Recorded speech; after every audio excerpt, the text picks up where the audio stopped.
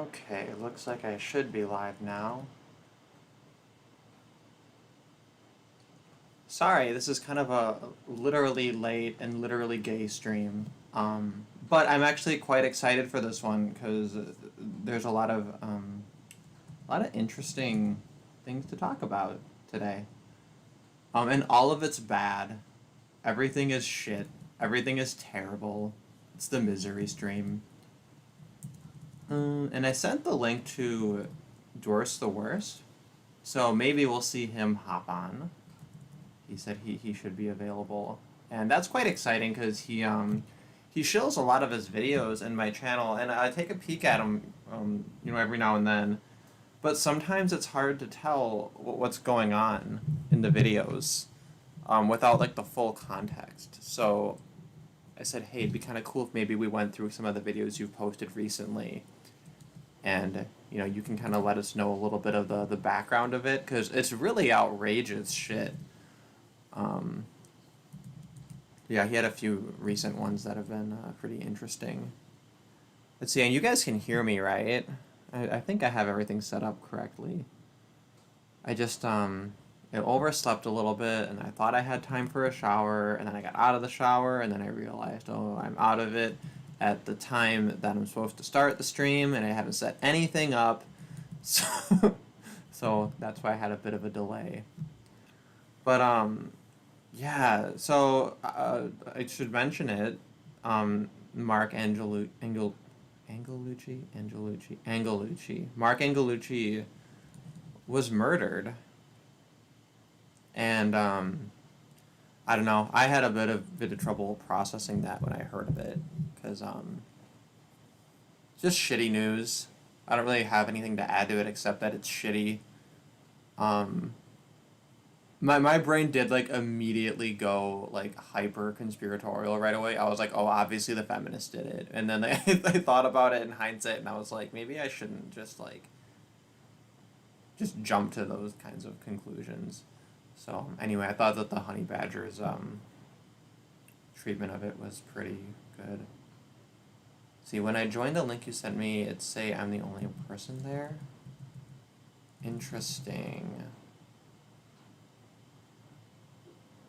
Maybe I'll just make a new Hangouts.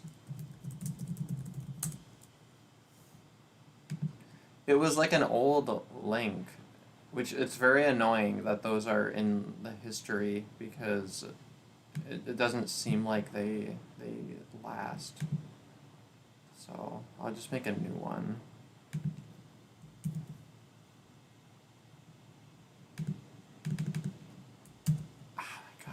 Why can't I copy the fucking link?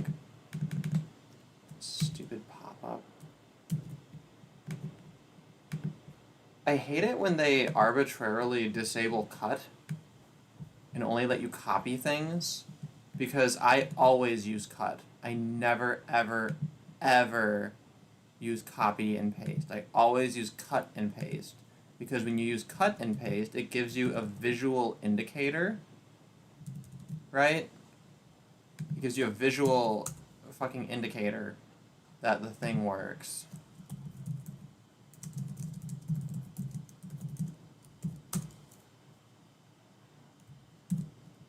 Okay, now is my thing set up right?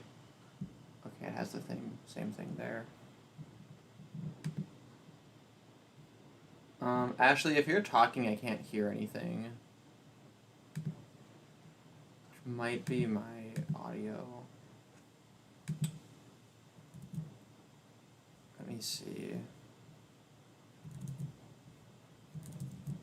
I'm just gonna click on like a video or something and see if I hear anything.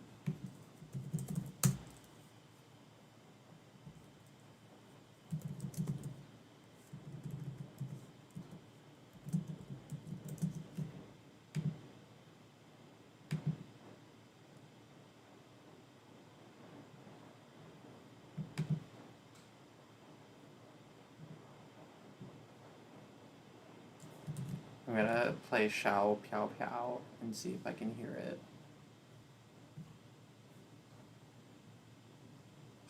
Why is it buffering? It never buffers. This is ridiculous.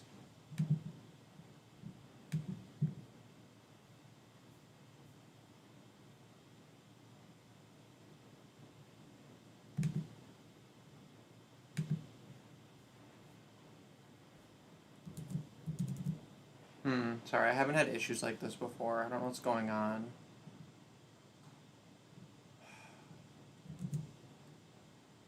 I've also never seen this error before. If playback doesn't begin shortly, try restarting your device. I've never seen that in my life. I don't know where that's coming from. Is my, like, internet having an issue? What's going on?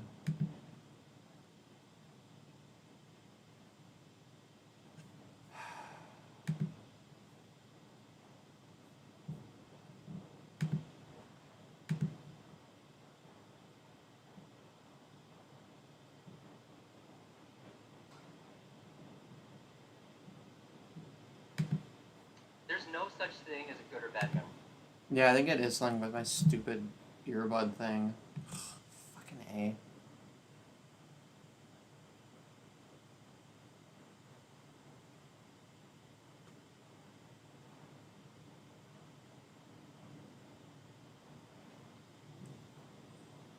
Sorry, it's fucking boomer stream today.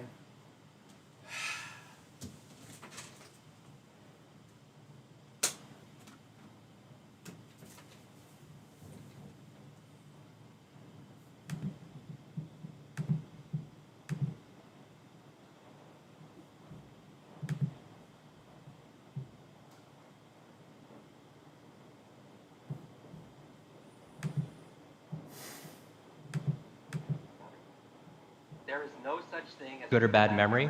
There's just a train.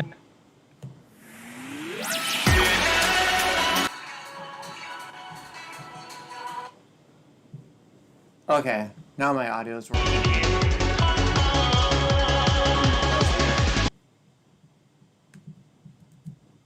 Okay. Sorry for the boomerism, everyone. Alright, Ashley, I should be able to hear now if you talk.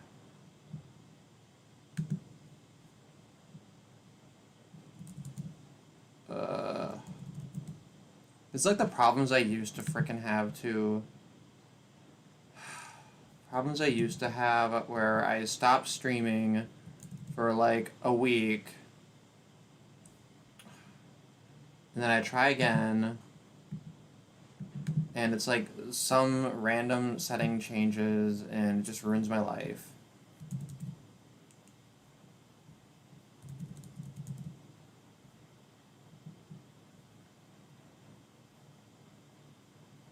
Hey, I should be able to hear. I don't know why it wouldn't work.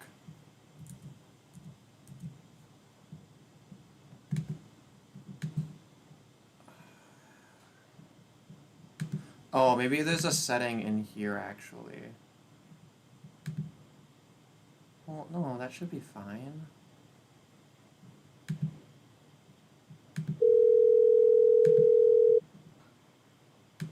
Yeah.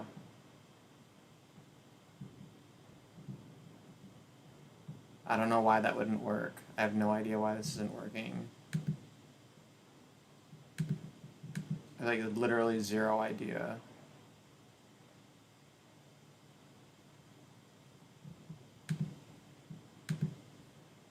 Just try it with the normal audio.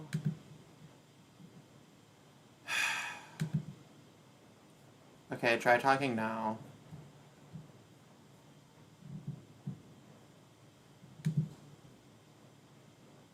I don't know why this wouldn't work. I have zero idea why. Maybe I needed to leave and reconnect? I don't know.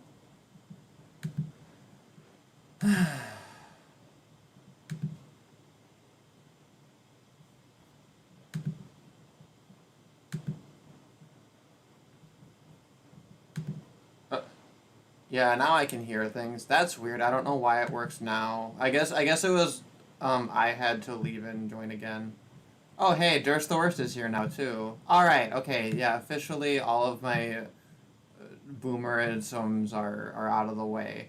Man, that's ridiculous. I had a good streak going. I had like 0 boomerisms for like a dozen streams in a row. 2020 was my year. I was such a good YouTube streamer, and now I've all fucked it up. Now it's all gone to shit. It's like it's 2019 all over again. Yes, I can hear. Yeah. And Duerst, nice to see you on here. It's been a minute since we've had a chat, but I remember we had you on Gatryarchy at some point last year. I guess it's been almost a full calendar year since then. How are you doing?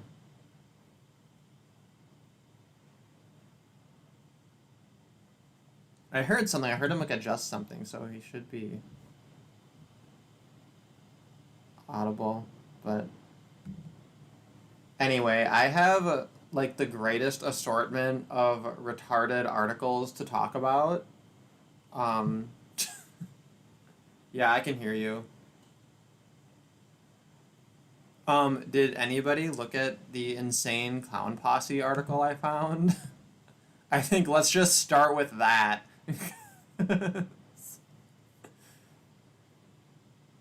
So this is ICP calls for beatdown of Juggalo enemy number one and accused pedophile Davi Vanity. Which I just you just have to take a step back and appreciate how ridiculous this is. Literally, insane clown posse is like, there's no police anymore, so we're gonna do it. This is vigilante justice, insane clown posse style. I don't know what we did to deserve this. I don't know why this is our reality right now, but that's the world we live in.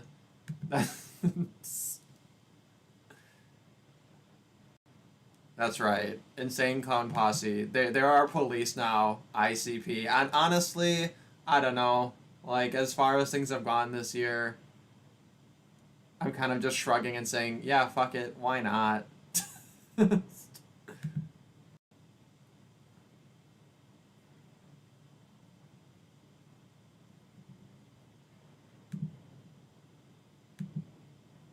Just like the fucking worst thing ever. I don't know why this window won't let me adjust the properties. God damn it. Fucking OBS. Yeah, we're on. Yeah, we're on. We're on. Unfortunately, shit. I should have not gone live. I should have just told everyone it's going to take 30 instead of 15, but whatever.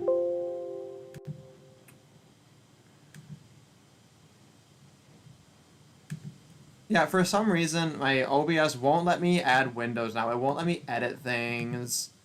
It fucked with my audio. It's just ruining my life in every way. Well, I guess that's appropriate. But anyway, so I looked into the allegations, and apparently they're somewhat credible. My default for any Me Too accusation is to automatically assume that the so-called victim's lying. Which generally, I think that's above a coin flip. I think that's a pretty okay standard. But yeah, I guess this guy is kind of a scumbag. He has like the whole rock star persona and just like abuses it. But like, I don't know. Like the first victim who came forward is she's like, it's like, oh, this daughter of the single mother, and the single mother has 2 nursing jobs, and I'm just like, how could this get any more stereotypical? And they met on MySpace, and just like everything about it is like a cartoon. But just the idea that ICP is like, man, fuck this guy. If you see him, beat his ass. Like, I don't know if there's much there. Well, I mean, it's not even a woke thing. It's just like a dumb it's very traditionalist. I think it's very much they're like, oh, this guy is a targeter of women. We have to defend their honor, you know.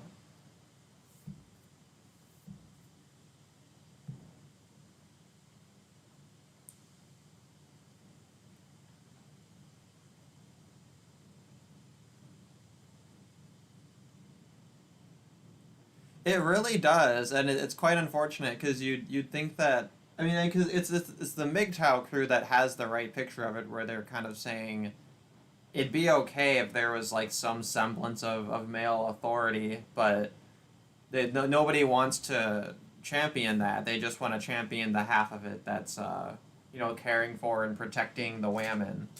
So it's very unbalanced and typical.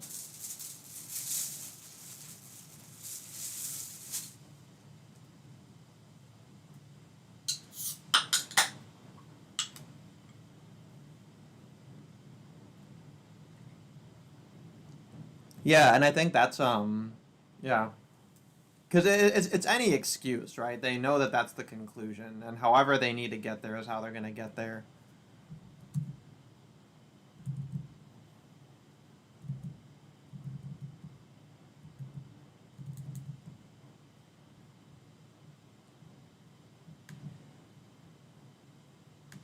Well, fingers crossed, right? But let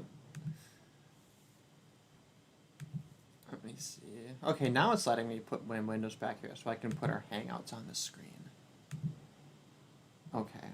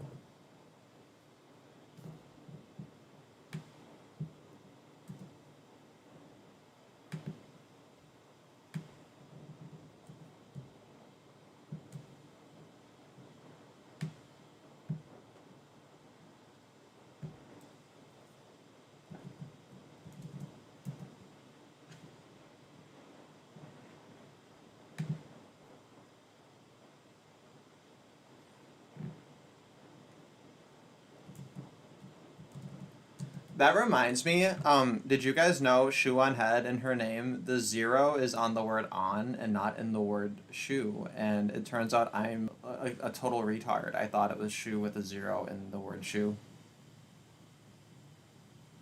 And now I'm sitting here like, oh, I made thumbnails, I made video titles, and I fucked it all up. I'm just gonna leave it there. I'm just gonna live with my shame. Anyway, I just had to get that off my chest. I feel better now.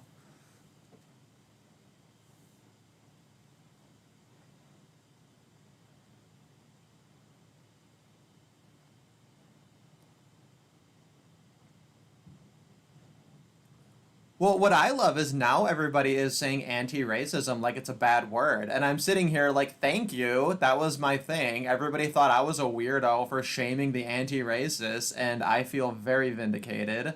I'm not confident anything of substance will come from it, but I don't know. Fingers crossed. We'll see what happens. No, I'm.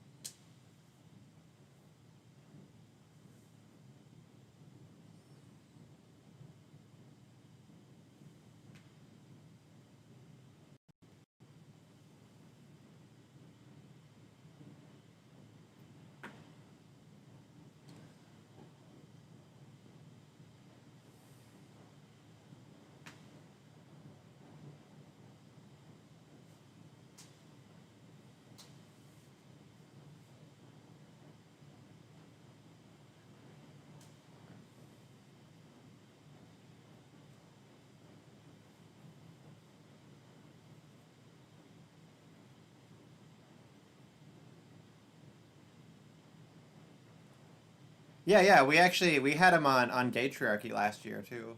He's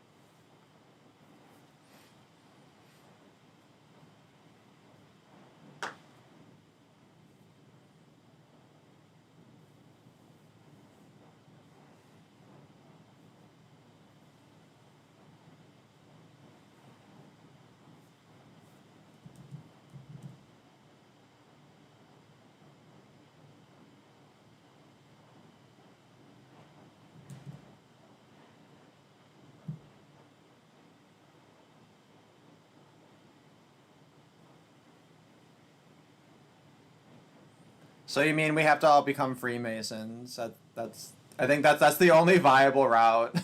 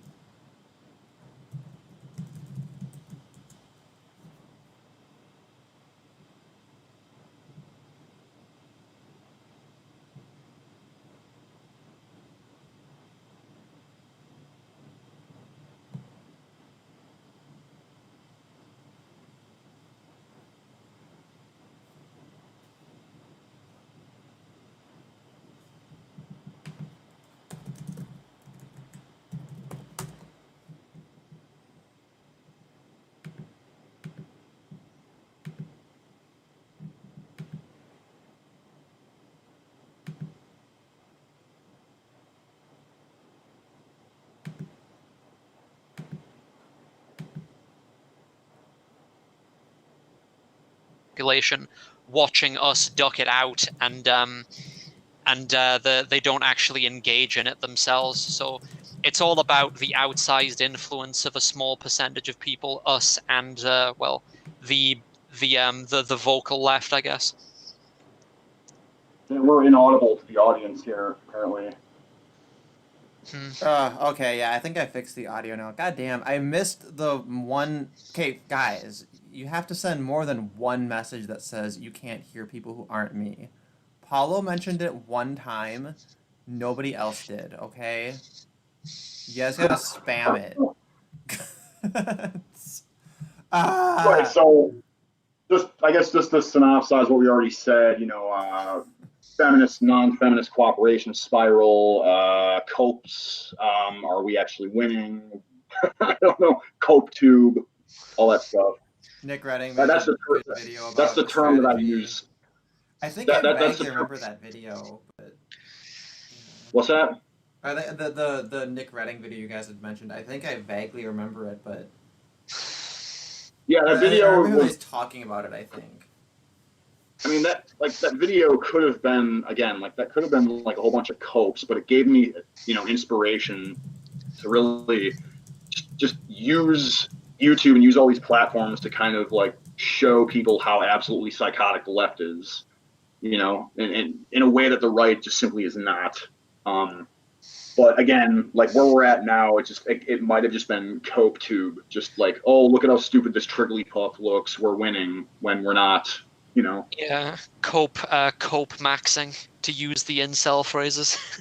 Well, and the problem too is that since so much of the appeal of calling out SJWs and feminists and people who are so crazy was just kind of this momentary, fleeting, entertaining spectacle, the moment anybody who's anti-feminist or a Trump supporter or whatever, the moment you see the worst of that side of it, then you have the counter narrative, and you have this whole problem of the very very, very, very highly intellectual and very intelligent moderates, right, who get to feel superior to both sides. And since they're not interested in the bigger picture of what any of this actually means, they're just kind of going through, sniping whoever's the most emotional or crazy in the moment, regardless of what the larger picture is. That reminds me, there's also a problem of the sort of, and this is what most people in academia are like these days. It's why I could never possibly go into academia, even though I considered it at one point. It's filled with these annoying conformists. It's basically people who get good grades have been encouraged to think that they are wise. They've got credentials, and they've been encouraged to think that that means they're really exceptionally smart. And they'll ask you for I think this is the thing with 𝙈𝙬𝙎𝙀. He's kind of like this, you gotta study for that. That's his thing. For the most obvious things, it's they have no reasoning skills, that they don't have any ability to just use their own brains to look at reality. They'll demand massive studies for every trivial claim, and they don't understand how much fraud and bias there is in academia. So I think, well, you know what, I mean, there's another small-time YouTuber I want to give a shout out to. Maybe you've seen him. His name's Darren Kern. He came he's this dude from Florida. He's got 900 subs or something. He came up with this phraseology that I like. Just basically all progressives do is lie 100% of the time, without exception. So I think that there's a lot of truth to that. I mean, conservatives, they lie most of the time, or are kind of dunderheaded and maybe mistaken a lot of the time. But I don't think that there's been a single utterance made by progressives in the past few decades that has checked out.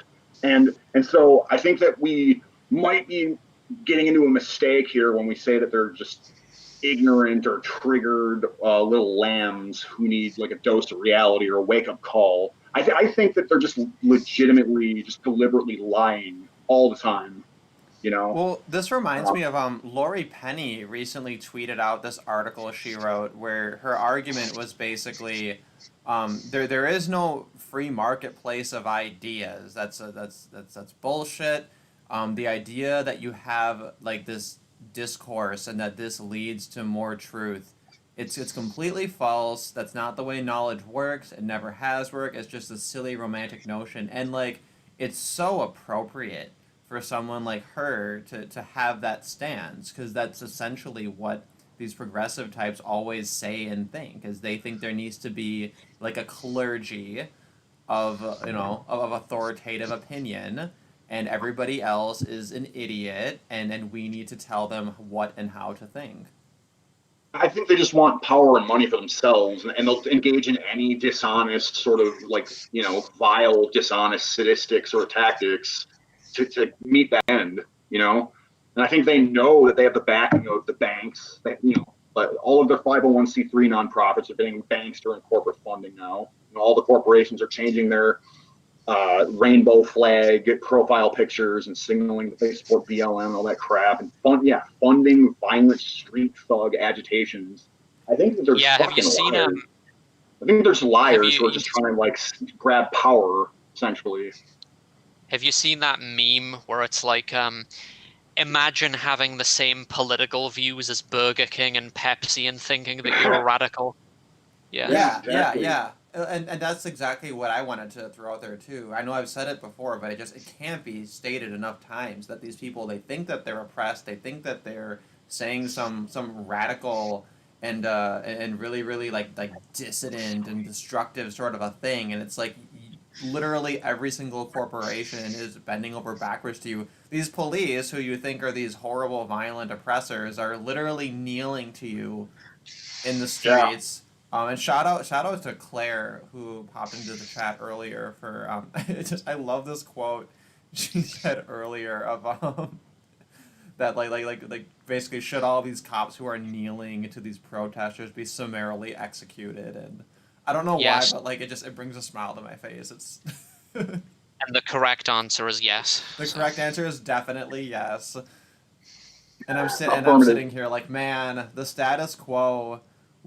How did we get to the point where secular Coranism favors comparably? It's By the way, if it were up to me, I would just go full Iran and just punish all crimes with the death penalty, because I'm just kind of crazy like that. But none of us can ever be in power, because there'll be so much fucking murder. Yeah. So did you see?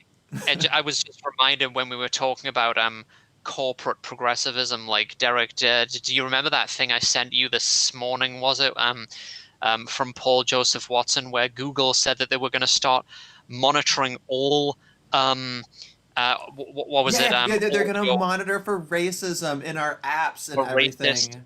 And I'm sitting here like, first of all, bitch, we know you already are. I know I'm on a list. I'm on the said the N-word too many times list.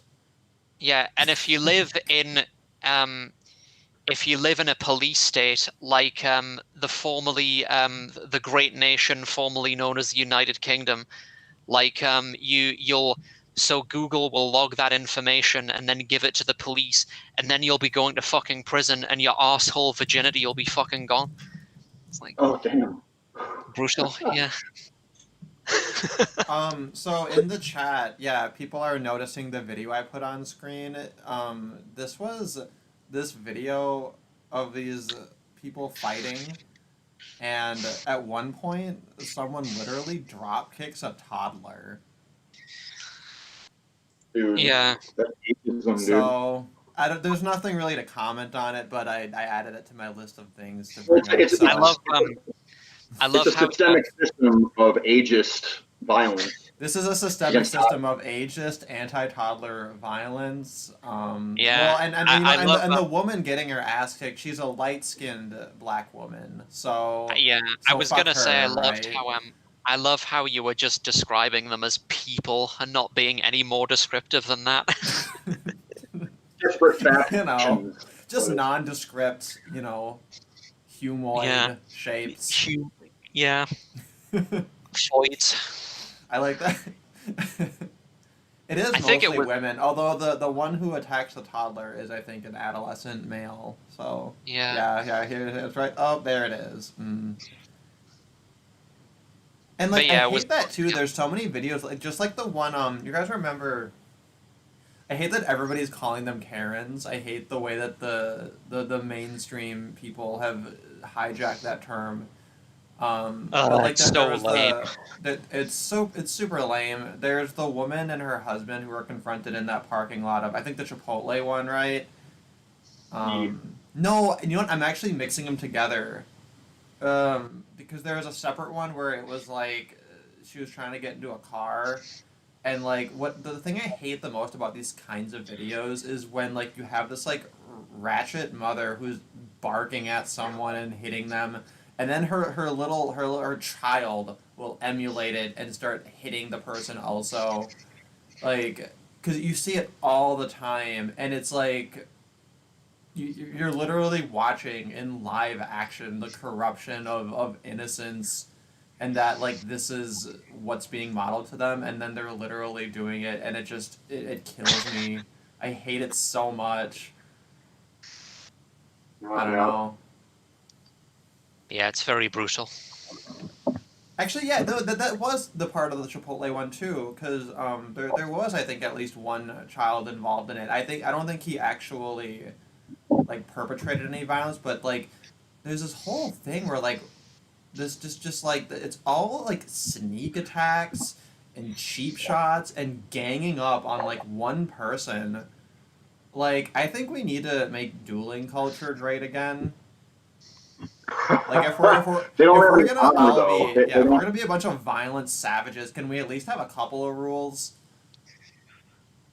Man, they don't have honor. I mean, they have this like flurry of blows, like 6-on-1 from behind, just like this, you know. Yeah, it's the way It's Antifa fights too. You know, their whole thing is they and it's I remember Andy No did like a breakdown of it where he's like, they do it in a calculated way. The first thing they do is they distract you, then someone else comes in and blinds you, and then a third person comes in and does, and then they actually get in their blows, and it's very, it's like they're playing a freaking MMO where they're all spec'd for their particular fuckery.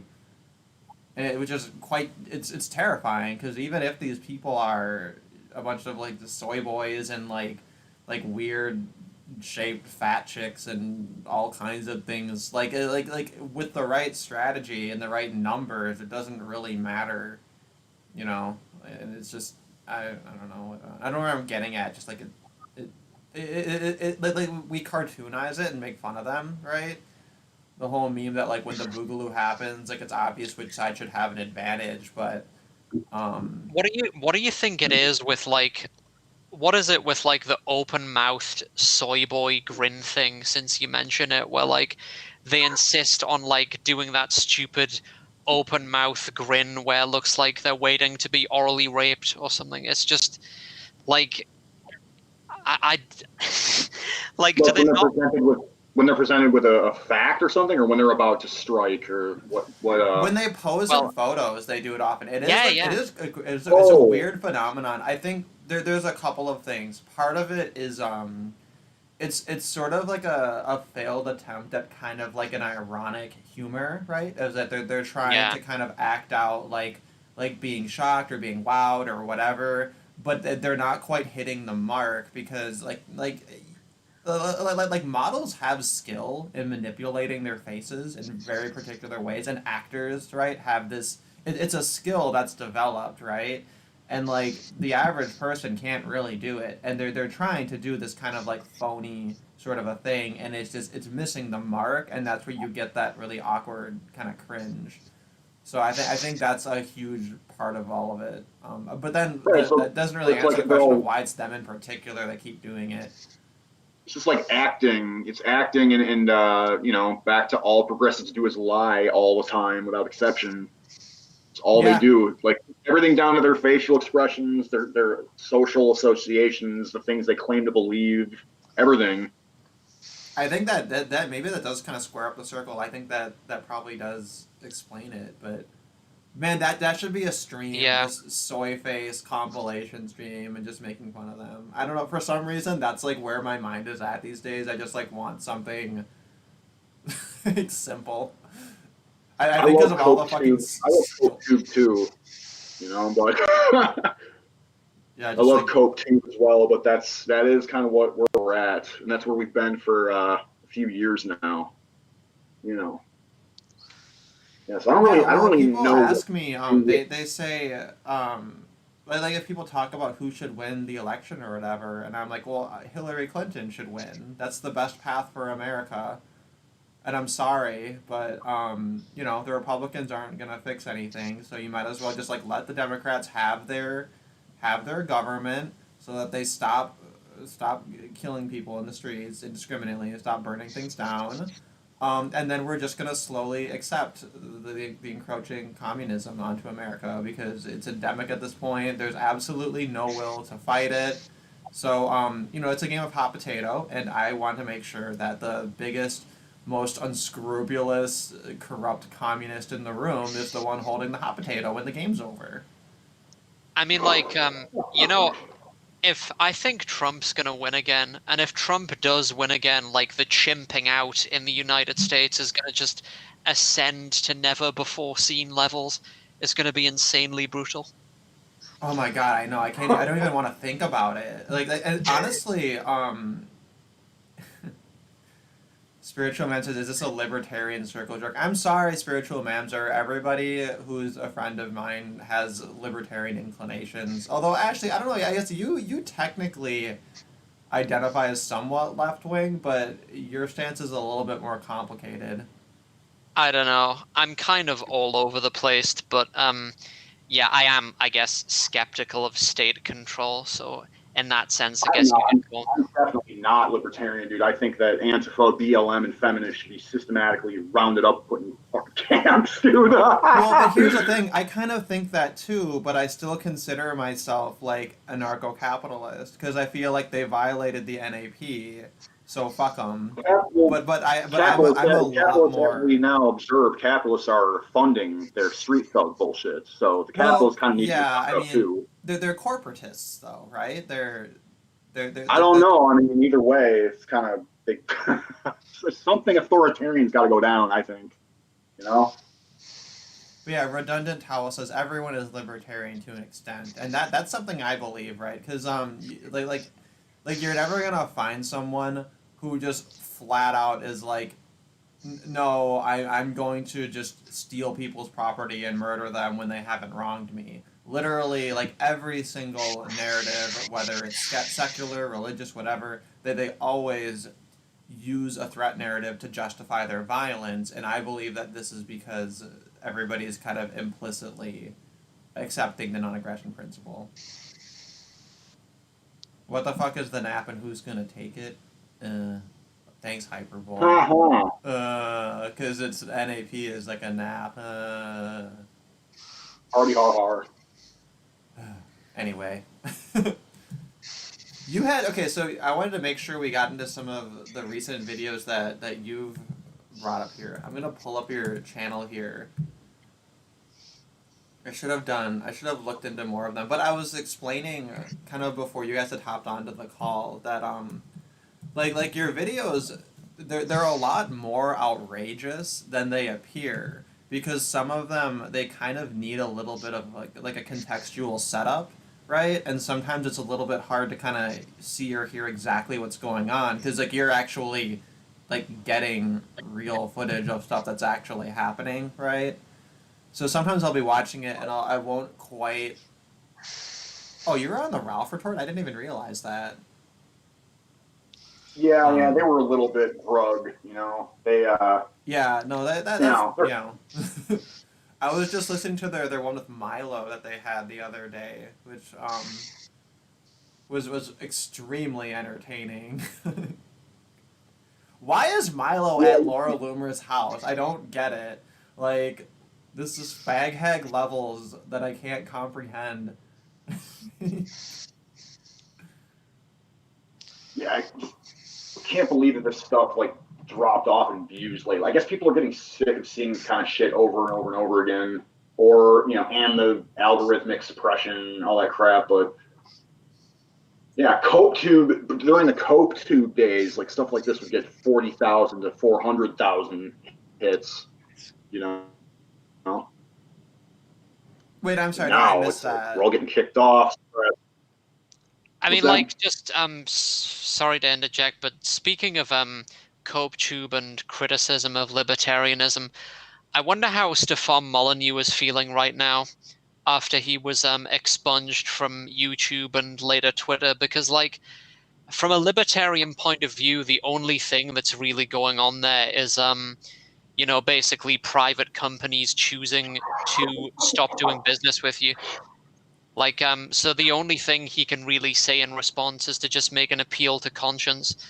And, YouTube doesn't care. Susan Wojcicki, Twitter doesn't care. So, Well, no, but because this is again the morality and ethics distinction, right? Like, it's technically ethically permissible, but you can make all kinds of appeals within the realm of morality to say it's wrong.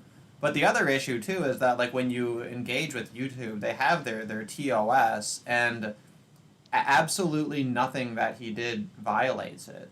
They gave a very vague reason, which I argue doesn't even rise to the level of a stated reason, because they haven't cited where he actually, quote unquote, like actually should have violated it, right?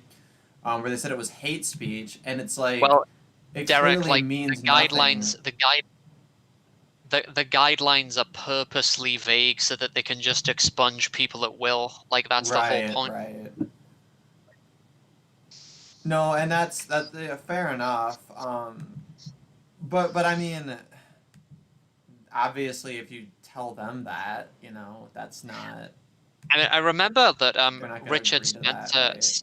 Richard Spencer said this, and I agree that that he said something like it would be good for YouTube to literally just publish a list of words that you're not allowed to use, because then, of course, if they did that, then you could work around the list of words that they've prohibited. You could avoid using them, and dissident voices could still be heard. They could work around them. But that's not in their interests. They want to purposely keep it vague so that they can just boot people off, even if they've, like, never even used a racial slur or anything. Yeah, and it's Right. so Yeah, it's like, so the guy shitty and cowardly, I mean, I don't know what else to say. That guy also an example of that. Like, he got kicked off, and he's like a Boy Scout, basically, in the way he presents his content. So Yeah. there's really no clear-cut standard. Well, the other thing too, though, is that you have these tech monopolies. They're benefiting from government intervention, right? And then also, the moment anybody tries to create an alternative that's going to allow the spicy content, they run into all kinds of issues, many of which do involve the government. So we're in this situation where it's already not really free market, but has, like, kind of the guise of it. So that's one part of the issue. But, like, in theory, we could just have our separate areas and then just coexist by not actually coexisting together. And it's so funny how often like it's just the solution is there. Just let people segregate each other from each other naturally, if that's what needs to happen. There's something that Milo people are mentioned. too Milo, indoctrinated into like people are too indoctrinated into like Trotskyist notions of anti-racism. I mean, everybody's basically a fucking commie when it comes to race. It's just irreparable, the damage that's been done, I think. Yeah, I know, and that's why I make a point of calling out the anti-racists, and people kind of scratch their heads at it because they think like so many people that they want to kind of have their cake and eat it too, right? They want to say, well, I don't support racism and blah blah blah, and the Democrats are the real racists and everything, and right. It's missing the point, right? Like I never. It's so Right. important, right, to let them The not let them correct control the response narrative. Yeah, the correct response is there is no fucking racism. It's just like some communist bullshit to attack Western countries primarily. You know, Yeah, well, and to even destabilize. insofar as it's a thing, right? It's like to give racism this much relevance and power, like it's very, very disempowering to each individual, right? If somebody says, "Oh, I think you're racist," it's like, can you imagine, so your personal well-being and your state of mind and everything, it's contingent on like whether or not I said a Voldemort word, and like how fragile is that, and it just you see Right. it exemplified in all of these ludicrous demands that they make of society, right? They're these like ludicrously fragile people because they've conditioned them to be that way. And then the response from that is that they're gonna demand that literally everybody walks a 6 foot perimeter around their fucking feelings all the time. Well, it's not just the word itself that's scary. It's like the social consequences, obviously. Like, you can potentially be kicked out of your job and so on if people call you a racist. So there's that, it's like being called a heretic, basically, in medieval Right, times. right. Yeah, you're right. I mean, it's a system of anti-racism. Like that's where we're at. That's clearly where we're at. You know, backed up by the Yeah. corporate and bankster establishment and the academic class, Hollywood, yada yada yada, the whole fucking thing. You know what else Horrendous. is what's funny about it too is that these are also the same people who will argue that you're entitled to a job, you're entitled to having like the means of like basic to basically care for yourself and everything, and yet the moment you point out like, hey, this cancel culture is kind of not cool, they'll sit there and say, well, you think that people should have the right to fire someone based on their political view or based on this or based on that and blah blah blah, right? Like they'll immediately like they'll immediately become like fucking Ayn Rand out Yeah. one side of their mouth, and it's like Yep. and I think it does go back to what you said. Like they're just always lying. They're always using words as magic spells and saying exactly what they need to say to get the result that they want. Right. They're mystics, right? They're mystics waving runes around, Well, and the basically. You sad part know. is their magic works. Yeah. Yeah. The wizards are winning. It sucks. Oh, I see you Yeah. have the video of me trying to go get fucking groceries and getting insulted by these guys with their masks on. You Yeah. know, So I I'm gonna pointed play out because through of the it COVID muted, thing. but you can. I pointed out because of the COVID thing early on that now leftists have an extended justification to wear fucking masks while they go fuck with people, like for a long time. You know? Yeah, yeah, no, and that's well, and the funny thing too is they did dance on both sides of that narrative, right? They'll say, "Oh, that's ridiculous, that's paranoid," but then also you saw, I think there was an article or was it like a law or something that said that if you're part of a group that could be perceived as being criminal, then you don't have to wear a mask. So What the literally fuck? the consequence of the law was if you're white you have to wear a mask, but if you're black you can choose not to because people are gonna assume you're up to no good because you're black and therefore you can choose not to. Just like Wow. they didn't state it that bluntly, but I'm gonna put the audio on here just so we can hear what these guys are saying. Bougie upper middle class. Sorry, I'm gonna go back a little. Yeah, so sometimes I put the clandestine cam on when I go out Bougie because I upper know middle that class sometimes pieces I'm of gonna get shit fucked playing with bougie while I'm upper middle outside. class games. So luckily this time, or unluckily, this should happen. Yeah, you just happened to be recording with these. So wait, so what were these guys? These guys were just hanging out there, or? Yeah, I mean, I don't know. They were fucking. I was just walking down the block and I saw them sort of mugging at me. You know what I mean? Sort of acknowledging me. One of them busts his phone out or whatever, presumably to, I don't know, maybe thought he was going to take a picture of me. But I said good evening or good afternoon, gentlemen, and then they just started in like laying into me verbally. What was this And because you weren't wearing a mask? no, it's because I'm Duerst the Wurest. Oh, because they recognized you. Okay. Yeah, dude, like on a semi-regular basis, I get soy boys fucking with me on the street, dude. You know, dude, I live in, well, you know, like the only city that I know of, the only major city that I know of that had two socialist fucking mayors, right? And we're like very diverse on top of that, you know. Well, because you're in Minnesota, right? No, I'm in Milwaukee. Oh, I don't know why I thought Minnesota. No, that's right. You're in I Milwaukee. Good. Well, did just live because in the way you Minnesota. I lived in, described that, I did, we got fucking the B version of Justin Trudeau as mayor of Minneapolis. I did live in St. Paul at one point. I lived at like Frogtown. I lived there, and I lived in South, or you know, Longfellow neighborhood, and then I also lived in Dinkytown for some time. But yeah, I mean, they are extra lefty up there. Yeah. Very absurd. Oh yeah, you know, oh yeah, I know. That's where I'm from and have been and went to college, and it's you know, terrible. Milwaukee is incredibly blackpilling. Like I've been scheming on how to get out of here, but I'm just not sure exactly where I can go to hide from it. And you know, the whole idea, I guess they call it white flight. You know what I mean? But it's like it's eventually going to come to a point where that's not going to work. You know, because we're not standing our ground. Or just anyone who's not a soy boy, a leftist idiot. You know, people aren't really standing their ground enough. But yeah, I mean, Milwaukee might be like 50 years, 100 years too late to save.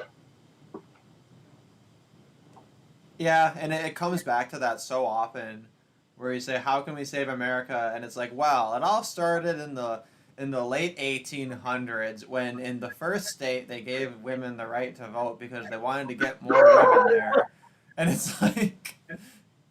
And it's like, seriously? Yeah. And it's like, well, you know, you fucking tell me. Like, give me a counterexample. I don't know what to do.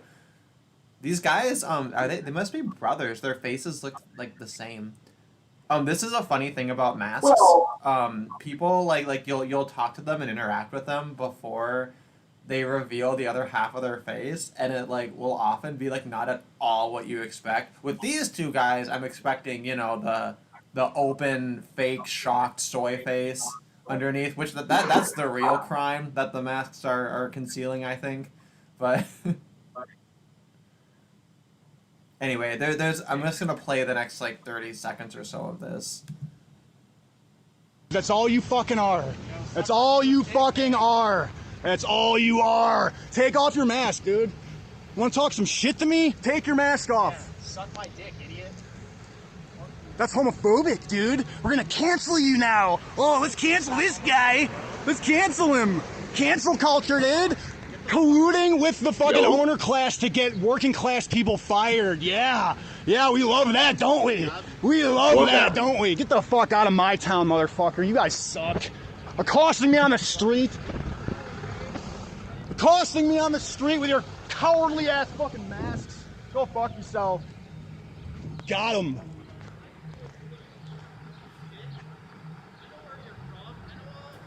Oh yeah, where am I from? Yeah, you done your homework, scuzzbag. Where am I from, huh? You done your homework. Got these motherfuckers on, got their faces. Got them. Try, bitch. Yeah, so I guess the first part of it is, yeah, they're being... Yeah. So yeah, they claim to know stuff about me, but they always get it wrong. Like, yeah, he's across the street trying to say, like, we know all about you, and then he gets the city where I'm from wrong, and... Yeah, and it's just... I don't know, I'm a little bit just, like, kind of speechless. Like, I remember like out of curiosity, me and my friend went to look at, there was a protest and scheduled counter-protest related to, I think it was some immigration thing or whatever.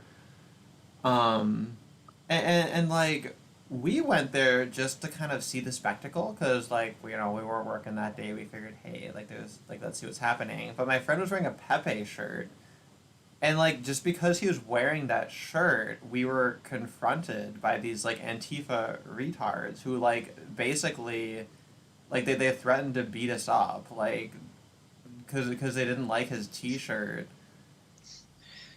Like... Oh, yeah. Total, yeah, that's fucking tough.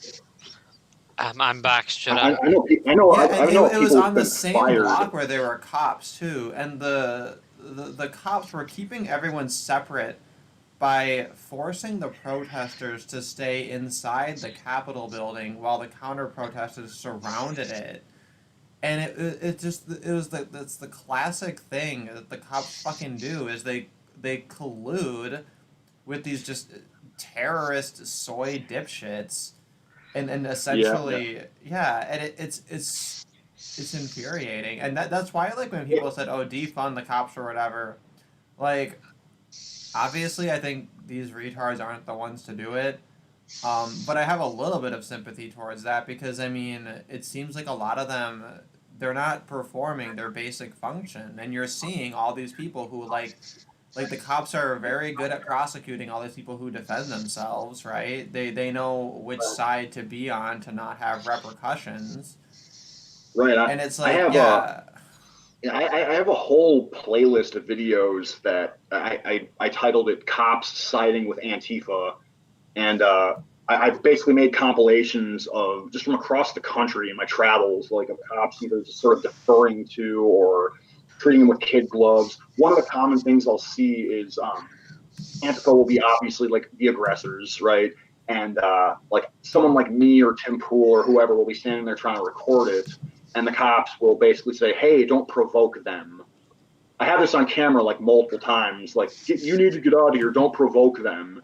It's like, and meanwhile, you see this like crazed, like Antifa masked psycho walking around with some crudely shaped cudgel in his hand, ready to bash someone in the fucking face with it if they wore a Pepe shirt. But yeah, don't provoke them. Don't provoke them. It's like, why aren't you arresting them and beating them down to the ground? You know, like what's going on here? Hell yeah, like make treason great again. If we're gonna have a government, like shit, like do government things. Like if this had been in Nigeria or Saudi Arabia or something, the police would have just killed all these people by now, and like it would be fucking over.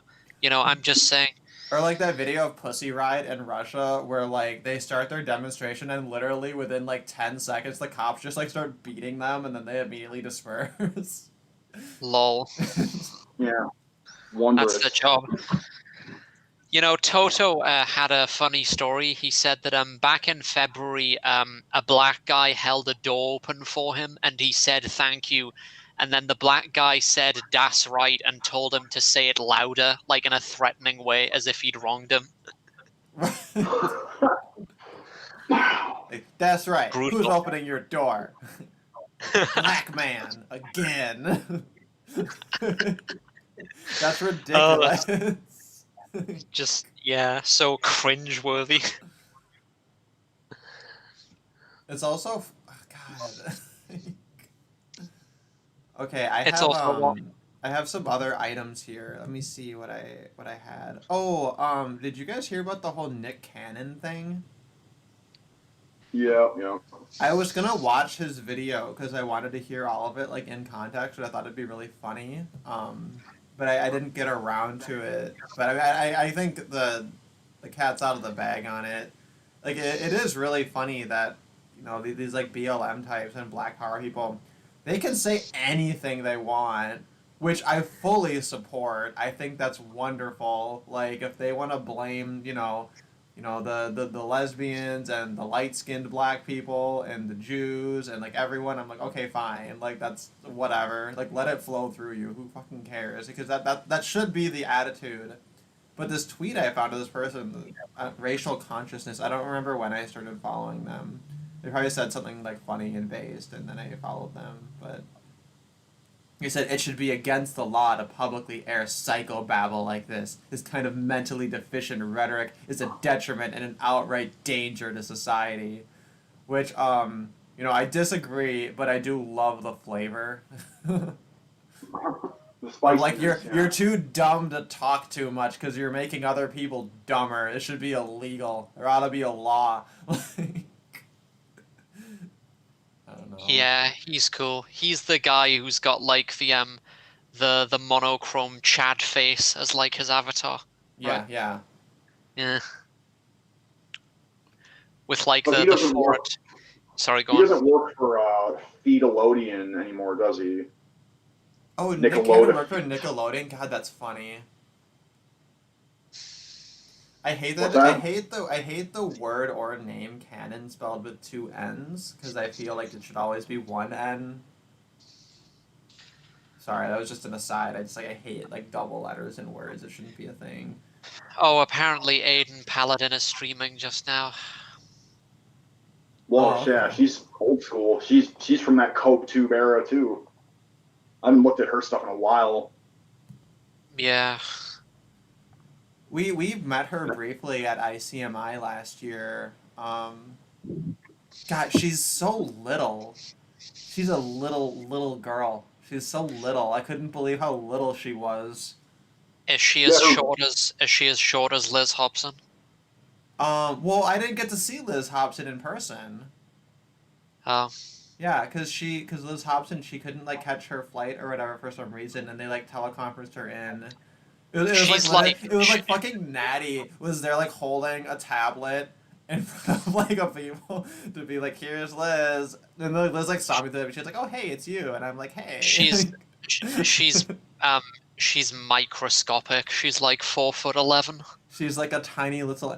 Liz Hobson is so small that you can't be sure she's in a room. You have to lay flour down on the floor to see her footprints. She's so little. No, I think Anyway. Aiden might be littler. All these little Like, women. like Aiden Paladin sounds. I mean, she from to lift to her, like she sort of projects like a, like a bigger, maybe even dykier kind of like bigger gal, Well, But she yeah, does. she's tinier. She does kind of look like that. Like she has a short hairstyle and everything. And like. Yeah, I briefly met her at the what was that Myth-Informed Mythsys Milwaukee thing. Yeah. Yeah. Was Karen Strawn on that as well? Like. Yeah, she's a babe, dude. I love Karen.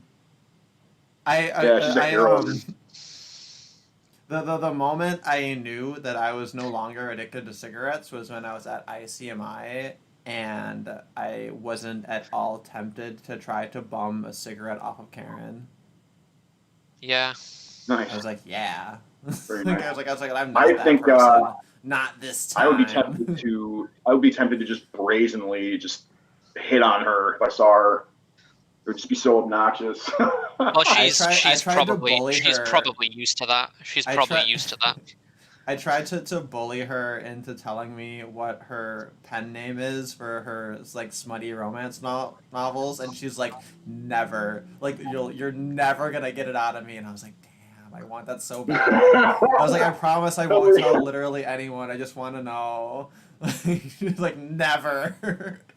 I think it is technically searchable information. Like there are some people in her orbit who know, but I guess it's a secret, so whatever. I want to know. Anyway, I was actually pretty upset that Allison couldn't be there in person because I wanted to see her again. It's Like, sort actually talk to her. when you see all these female MRAs, it reminds me like there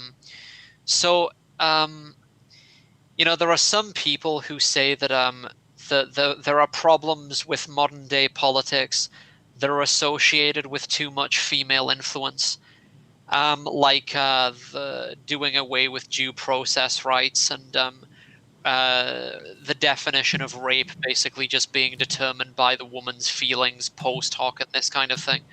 And while I do agree with that, it isn't obvious to me that the solution is to just expunge women from politics, because there are plenty of men will just implement what women want. I think that in the days of yore, like when I think in the past it just hadn't occurred to women that politics should be their domain. But now that women are in politics, it isn't really possible to unmix that cake. And as long as they're there, they're basically the only salient political actors, because male politicians and everybody else will just enact women's will. Like, they just kind of rule the roost. So that's why I don't agree when people say that women shouldn't be political. Like, effectively only women are political. Like, we need edgy women to combat this, because nobody's to combat the current craziness, because nobody's gonna fucking listen to us. Well, Like, that's actually an interesting angle, right? Because in theory, if you say to women, like, okay, like, men are literally, we're stepping out of politics, absolutely no men are allowed, you do you, here's the matriarchy, like, go ahead, run everything.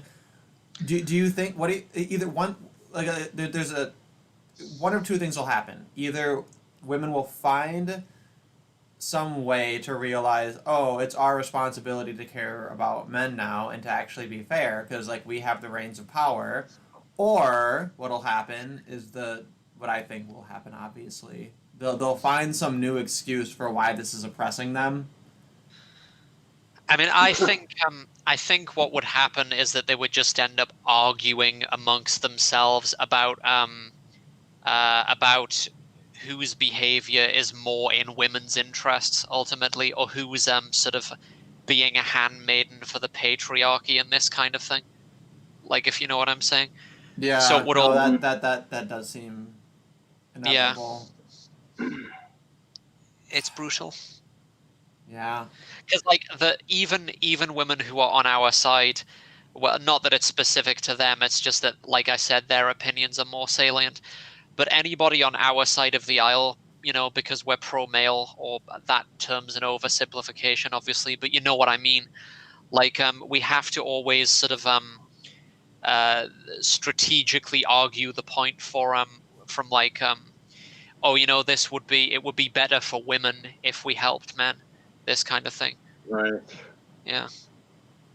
Right, and that is kind of the problem with, well, one of the many problems with women being centered or platformed in politics is that even the most edgy, spicy, based, and red-pilled woman is still going to pull, Dems are the real racists, Dems are the real sexists, that sort of thing. I can't really think of too many, right-wing so-called, or like based so-called women that don't engage in something like that. Granting the left more and more of their premises as we lose and lose and lose. Yeah, and like the sort of the impossibly insipid level of discourse that we see in some countries that have, say, female-dominated parliaments is exactly the sort of thing that the anti-suffragette activists basically warned would come to pass. Like, in Finland, I think it is, or Finland or Sweden, one of those, or maybe both. Like, the female-dominated government, they all have to hire assistants. Nice fucking bong rip, dude. Yeah, and they're so incompetent that even the assistants have assistants. I'm not joking. That wasn't a bong rip. That was moving my like wheelie kind of. I had my computer sit on this like wheelie thing. That must have sounded like a freaking. It sounded like a bong rip. I'm fucking stoned now from hearing that. I'm trying to get off that fucking pot. Like, I'm stopped for like 2 or 3 weeks because I think it makes me extra paranoid and extra. I don't know, just like less equipped to like combat these people or also avoid them. Oh, I feel like I'm more with any of the scenarios in your videos, just the idea of like being high while any of that happens is like, that sounds like a nightmare. And I think I have been. I think in some of those videos I have been a little bit. Yeah. I have been a stoner for a while, and that's part of why people are fucking lefty. Because when you get stoned, you open up your boundaries more. You know what I mean? I was gonna ask if you were using weed as a coping strategy. Like, I probably. I sort of do that. I sort of do that with alcohol now. Like, cider is my go-to cope. I'm drinking cider right now. Yeah, in the long term, it doesn't really work, I don't think. I think in the long term, it sort of makes more paranoia, more unrest, or self-doubt or something. At least for me with ganj, Yeah. And it fucks with your lungs. You're not as easily able to run away from the hordes as they're trying to kill you. You know. You know, my father was a weed dealer. Nice. Yeah, like he had weed gardens all over the house, and like I would sit and smoke weed with my parents. Well, the Well, yeah, bullshit thing, yeah, I mean, like now that it's becoming more and more legal, all these same people who were like, "Oh, don't smoke weed," blah blah blah, blah, now they're all like wanting to smoke with you, and that's the funny thing. right, right. Well, I also, wish we one just thing get I've been over thinking about it. is like 30 of the 50 states are legal now. So, well, once that gets federally legal, or if the vast majority of the states become legal, it's interesting. It's going to be interesting to see how these progressives keep with the institutional racism, like Jamal walking down the street with a blunt, gets roped into the prison industrial complex. Like, what are they going to move the goalposts to when that transpires? Like, even now, it's ridiculous to argue that, given the state of legalization. But once it gets fully legalized, which seems to be an inevitability, how are they going to spin it at that point? You know? That's a good point. I mean, well, I mean, part of it though is that there will be less of a need to, because it actually will benefit those communities and lead to there being less crime. I think that there's going to be a lot of a lot of people who are affiliated with gangs are going to have a lot of complaints, right, when more things get legalized. I think I they're just wonder if gonna. Well, maybe they're there'll be gonna like a sell more. race to the bottom. You'll have just like harder and harder drugs, but partly Yeah, they're I gonna have sell a more little bit of faith fentanyl in and weed. crack and stuff. Yeah, like because I think the points you're making about weed, you know, generally not being good for people, right? I think a lot of that stands up. I think a lot of that makes a lot of sense. I do think though that like just fully legal weed, and frankly, perhaps in some cases mandatory fucking weed, um, from a social standpoint, could actually be a benefit. I guess relative to the status quo, that might be a little bit Well, how raising docile, like how glass eyes, but docile, lethargic, and apathetic does weed make people? You know, like how does it? How I mean, to me, it makes a lot of these people just sort of open their boundaries up and allow for a lot of this stuff and go, well, they'll just be very, complacent, and they'll engage in like false equivocations to sort of like ease their mind, like, oh, well, the Catholic Church did something too, or oh, the Republicans are bad too, and then they'll just end up never really addressing anything.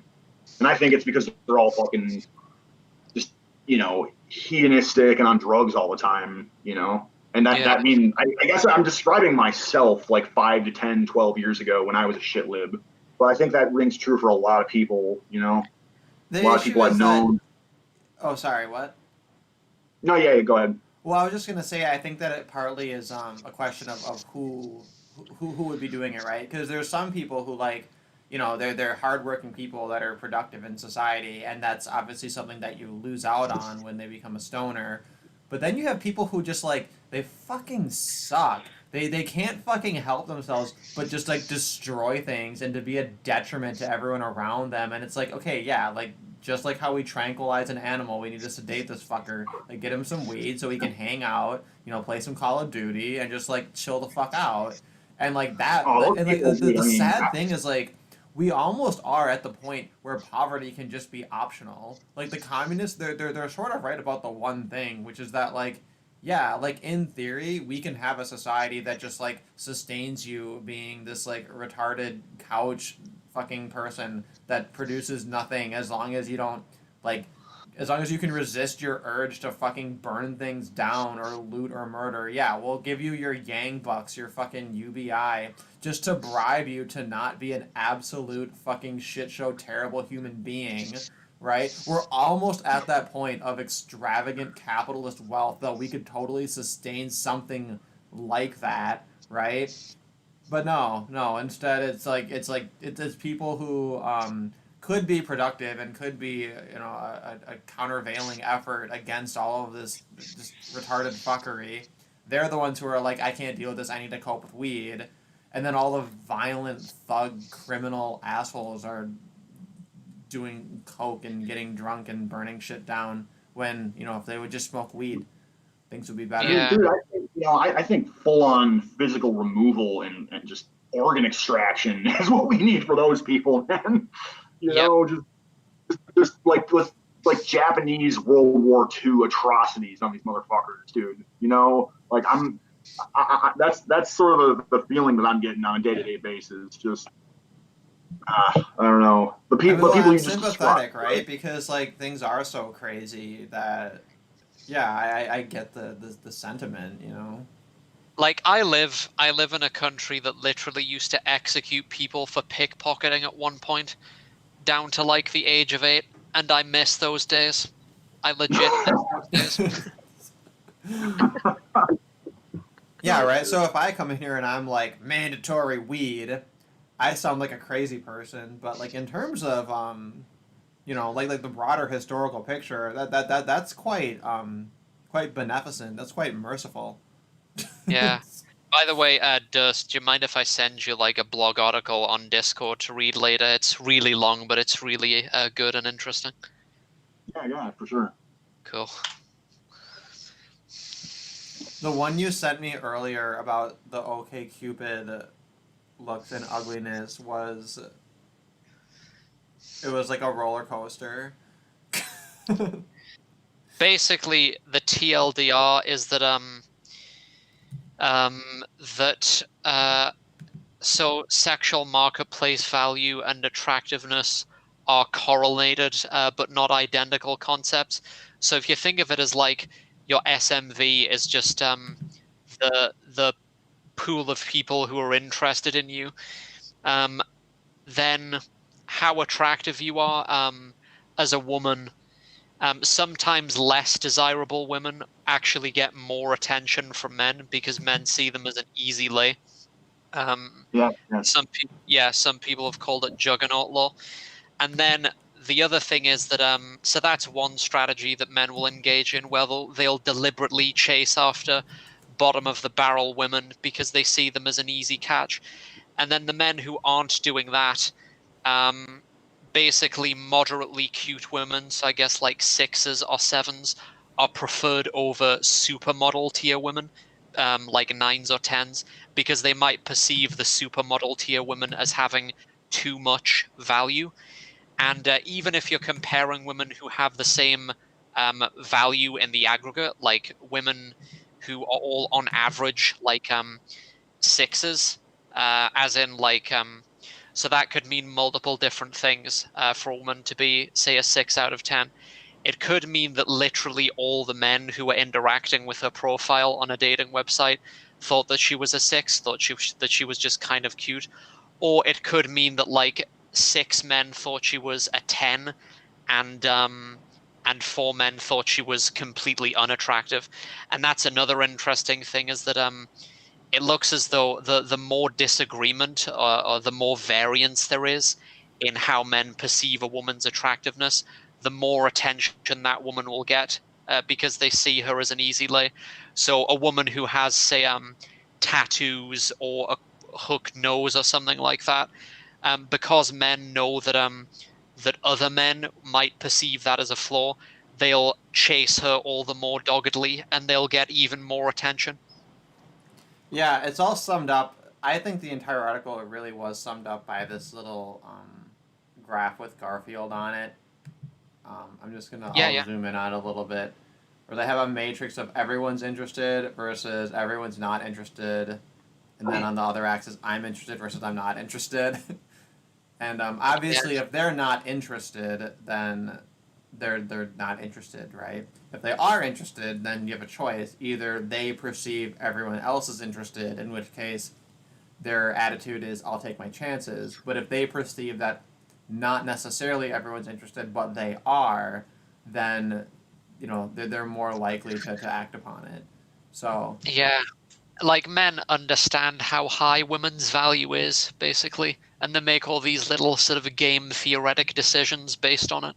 Well, and It's yeah, what I pretty found fascinating about it is that the implication is that men understand how correct the incel community is. Like, they totally get that. Yet, like, they'll say literally the exact same shit that the incel community says, all the same black pill kind of things, but they'll find some way to couch it in justifying the situation and saying, but inceldom isn't real. Yeah. It drives me insane.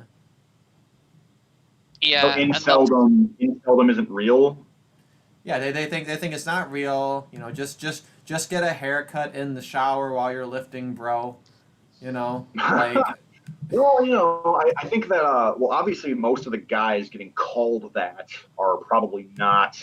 I mean, right? That's just sort of like a feminist way of sort of, you know, Yeah, it's a like a sex thought shaming tactic. tactic, absolutely, right? And Yeah, that's what we call the femoid Godwin's law. Is whenever you're arguing with a woman, the likelihood she'll make it about sex, you know, approaches 1. Yeah. Except You nobody can throw it says. back in her face. You can throw it back in her face and just be like, "Those are your nags. You're hitting on me right now, bitch. Not a Yeah. chance." Nobody really says femoid though. Like people just say foid. Yeah, I know. Well, I feel like I'm halfway between, so I have to use femoid to help. Because if I say foid, they'll be like, "What?" I'll say femoid, and then they're like, "Was that a way to dehumanize women?" And I roll my eyes like, "Yeah, obviously." Like, Oh my you say god, foid, there's no chance dehumanizing they'll women. get it. Yeah, the trigger warning, Matt. Also, I just want to acknowledge Fleegan's on the call too. I would have Hi, sent you the Fleegan. link earlier, but I had the beginning of the stream was pretty rough with me being a retard, and I eventually got around to getting my link everywhere it needed to be. Okay, But yeah, like Boomer. I just wanted to mention this because Duerst, I don't know if you saw this study that went out recently, but this is basically in line with a prediction that I had made. So 31% of, I think it was 18 to 24-year-old men in the United States, 31% report no sex in the last year. Right. Yeah. So- So I mean, and some percentage of that might be people who aren't quite that interested in having sex all the time. I get that maybe that's marginal for that age group, but so there's that. There's the vol cell to subtract, but then you also consider that should be men who are at their, as far as their looks concerned, their looks prime, right? Which to some degree might be offset by having more money and status later on in life, but Nope. largely the effects of that are, I think, exaggerated. Well, no, there's some slight percentage of a chance that that's offset, maybe. To Well, an extremely, like the whole sugar daddy thing, like honestly, that's a really marginal phenomenon. Like the vast majority of women do not want anything to do with men who are like twice their age. Like the average age gap between men and women in relationships is like 2 years, not 20 years or 10 years or even 5 years. So Right. So, well, you know, that 30% though, how many of them are just simply, I mean, not just go lift, bro, but like simply just not going out there and, you know, just playing the numbers game, I guess you could call it, just being there, and eventually, mathematically speaking, they will eventually have sex with someone. And that's sort of like, well, Well, the thing it's is, tricky. It's a the tricky thing about question, that is, though, right? Because the question is, in theory, men could exert any degree of effort in order to get pussy, right? And then there's this question of like, well, what's the limit where we consider like you've tried enough? But then, of course, on the lower bound end of it, like, yeah, there definitely are some that like kind of rough around the edges and could try some things. And I think that in Seldom in the Black Pill community, they do have like since they're dealing with these issues, they have some sensitivity to the idea that men are not quote unquote a true cell, right? And they do actually gatekeep within their own community and tell them like, well, here are things you can try. Have you tried this, right? Anyway, I just wanted to throw that out there. I mean, the thing Why you we said do- about the thing you said about basically vol seldom and just not putting themselves out there, I guess there have always been guys like that. You have to look at what's changed, though. Like, why has the percentage of men who are in this position changed so, increased so precipitously, who are in this position in the last couple of decades? And regarding money and status, just throwing this out there, I think low income is correlated with basically sexlessness, but that's always been the case. And again, if you look at the change over time, like the United States, in terms of its unemployment rate, was in a much worse position in 2012, I think, was when unemployment was at its peak. But inceldom has continued to rise, like according to these figures, even though unemployment has gone down. And if you look at Finland, which is a place where the unemployment rate has basically been steady for a very long time, it's been like 6 to 8% for 20 years pretty much, you see exactly the same trend there. So it looks as though it is, in terms of the percentage of men who are sexless, incel essentially. So it looks as though it is a function of social media, technology, and it's mainly about looks. Looks are the name of the game in 2020. Also, if you're like a right-wing kind of guy, you can get kicked off of the dating platforms too. I found that out the hard way because Facebook and fucking Tinder, I believe, are connected, right? So I think that if you get banned off of Facebook for naughty speak enough, they'll just fucking axe your Tinder profile. That's fucked up now. You know. Because I've been I've had a Tinder account, right, and had been banned on Facebook like dozens of times while having a Tinder account. But then I didn't get banned on Tinder until I visited America. And I think that some like pansexual or like trans person or like crazy gender fuck person happened upon my profile and saw that the anthem, right, the Spotify song that you're allowed to link to your profile, I like white girls fuck dogs was there, and I was like, that's super funny. I'm gonna put white girls fuck dogs as my song on my profile, right? And I think that somebody saw that and they were offended, and then I got reported, and there's no like appeals system. They don't give you a reason. Your account's just like nuked, and there's nothing you can do about it. Like, Tinder's not fucking around. May I just add something? May I just add something quite interesting and important? Yeah, to this is Many people Jay seem to Willie. gloss So over this is equally. our South African friend also. So now it's a party. Anyway. Definitely. That's my introduction. Nice party. Thanks. I really appreciate being introduced. But that makes sense because then I'm going to introduce very important things that people talk about. So many guys have a hard time getting sex. And I'm like thinking like, and I basically have a very hard time to empathize with that because the reason why that is because society tends to be, although people be more focused on getting sex rather than getting proper relationships like marriage and family, right? So if someone is about to get girls to get sex, right, rather than to have a wife or a girlfriend, right, then I don't really have much empathy because I think that going out to try to have sex with someone is wrong. I think that's degenerate, right? I don't think that should be done. And the society that accept that as the norm, and that you can just go out to get girls to get laid.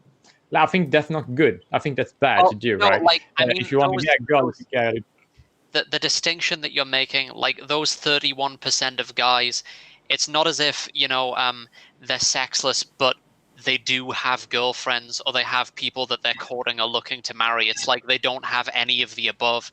It's just that sex is like the yardstick, I guess. Like if you've had sex with someone, it means that you're able to have intimate relations with a view to then maybe getting married or whatever it is that you want to do. And a significant percentage of guys just are not getting to that yardstick. And it's something that's easy to measure because you can just ask, like, have you had sex in X amount of time? So. Oh, that's true. But a lot of guys, like at least like me, right, who are so however disinterested in having sex without being in a long-term relationship, right? So a lot of guys and women, right, might say like, "Oh, you have sex?" And I said no, because if somebody will go ask those men and those women if they want to get fucked, right, literally, then they would probably say no because they think that having sex with someone that they're not in a stable relationship with is wrong, and I believe that is a very good sign of in a way rather than anything negative. But if people like to, I just want to get laid, right? Then that starting premise is like people then they already fail because the beginning premise is a bad one. And that reflects more of a bad thing about society and the way that we have that. If most people thought men was like thinking that that they didn't focus on sex, they just focused on relationship, and the same with women, then women could not then the top men could not sex with 80% of all women, right? That imbalance is because people think of sex as something absent from relationships and marriage rather than something that is that is exclusive to that. And if that was more the case, more how it was before, then the percentage of people being incel would drop. And also the welfare state paying women to literally marry the state and fuck around, that also just makes things worse. So you just remove the welfare state, just kind of fix a lot of the problem. I actually would say that almost all discussion I've ever had with anybody, right, is basically have a problem, right? And the solution to all problems is actually getting rid of the welfare state all the time. Yeah, and that's the thing is that It's not probably the two most offensive propositions is one, get rid of welfare, and two, bring back arranged marriages. And those would probably be two of the strongest solutions to favor inceldom, which most incels wouldn't even advocate for because they're too good. And like homeschooling, and not sending them off to public school to get indoctrinated and that sort of thing. Yeah, it's the whole. Oh yeah, I believe that setting your daughter into public school, I think that's basically misogyny in a way. Might be sound odd, but I do believe that, because they're basically indoctrinating girls and doing the opposite of what would make them happy. Well, it's not exactly a function of the schools, though. It's a function of the social interaction at schools. Like, yeah, I've witnessed this, I hate that. And I'm kind of an old timer, and this was already a thing 20 years ago. But the one girl who fucked an older guy told all the other girls to fuck around. Now we suspected that they felt weird about what they had done until they get the other girls to do the same. It's a weird, like, I don't want to be alone in this weirdness, so everyone has to be weird like me. Well, that makes sense, because that's probably the reason why you are in your country, because at least in Africa, right, people are a bit more traditional. At least in the decent parts that I like to live in, if that makes sense. Yeah. So, did you guys hear about And this that's the reason why I story? get so shocked by all this. Antifa in Portland, they tracked down and accosted a random Asian male because they thought he looked like Andy No. Pretty racist, though. I love it. Racist. So basically, here's how it works. If you're an Asian man, if you're fit and in shape, you're Jackie Chan. If you're a little bit chubby, you're Andy No. That's it. There's two Asian men in the world. There's Jackie Chan and there's Andy No. And this guy, it's like, I want to see this happen again, where the Asian guy is like, you think I'm Andy No? Fuck you, I'm Jackie Chan. I'm not fat. Like, who are you calling fat? Fuck you. But I don't know, do you guys think that this guy looks like Andy No? I don't think he does. I mean, I live in a country that is over 90% Asian, so I could see differences in Asian faces, right? But like, I don't think he looks like Andy No, like, at all. It might take a while because I don't know what you're using to stream, but the delay is horrible. Oh, really? Yeah, I know. This stream is just a fucking disaster. This stream is the biggest disaster of 2020. Of all the horrible things that have happened this year, this stream is like, I don't mean that like not it's my fault. Obviously, it's not. It's been good conversation, and we've had some interesting topics too, but I had so many issues getting things set up. I think my laptop it's having issues. It tells me it wants to update, and I tell it can't update. I don't know. Sorry, that was a boring story. But it's kind of funny. I just imagine it like as a pet. Can I has updates? Like, no. Because updates are never good. They're always shit. Every single time. I hate updates. 1000%. If you could at least only choose to update the security stuff and nothing else. Like if they found a new hole that hackers like to put their programs in, you might want to get that hole stuffed. But enough with the innovator. What did you want to say, Jay Willie? I wanted to say it's kind of interesting that Antifa are like these racists. They basically racially profile all the Asians and target them for violence just because of their race. Kind of interesting. Like, I know when I go out, the left are the true racists, but here's the kicker, right? The mainstream left, right? They are so racist that even people who try to be racist cannot out-racist them, if that makes sense. I mean, it is, yeah, right? The KKK, what have they been doing? They've been sitting on their hands. This is their moment. What are they doing? Exactly. Yeah. Watching the world burn, I guess. Literally watching the world burn. And that's kind of what I'm doing at this point. I've given up on all hope of a political solution, and I'm just gonna like watch the world burn because it's yeah. We're in a world post Mark Angelucci, who was like the one single most effective men's rights advocate ever, and now he's gone. And I don't. God, I was looking at that video that Warren Farrell had posted in like 2012 of a Donahue interview from like decades prior, and just watching them make all of the same points that MRAs have been always making, and watching this knuckle-dragging, retarded, awful audience just like dismiss all of it, interrupt them, make stupid arguments, like just, and it's like, God, it's so frustrating. I don't know how they managed to like stay, Did you like I don't know how they managed to not be blackpilled in all that time. Was it pretty gender balanced, or was there more stupidity from the men or from the women? No, the men were. I mean, the women were like as they are. The women were what? The women were just as they are, as they'd expect.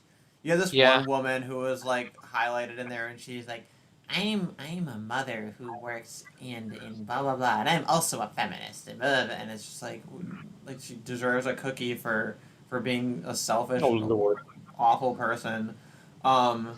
It was just like annoying though. Like, at that point, that's water off a duck's back. I don't have a high standard. But then the men are just like, well, the reason we have ladies' nights is to get more men in the bar, as if it's like an argument or a point. And and fucking Gloria Allred was on it, and I wanted to die the whole time.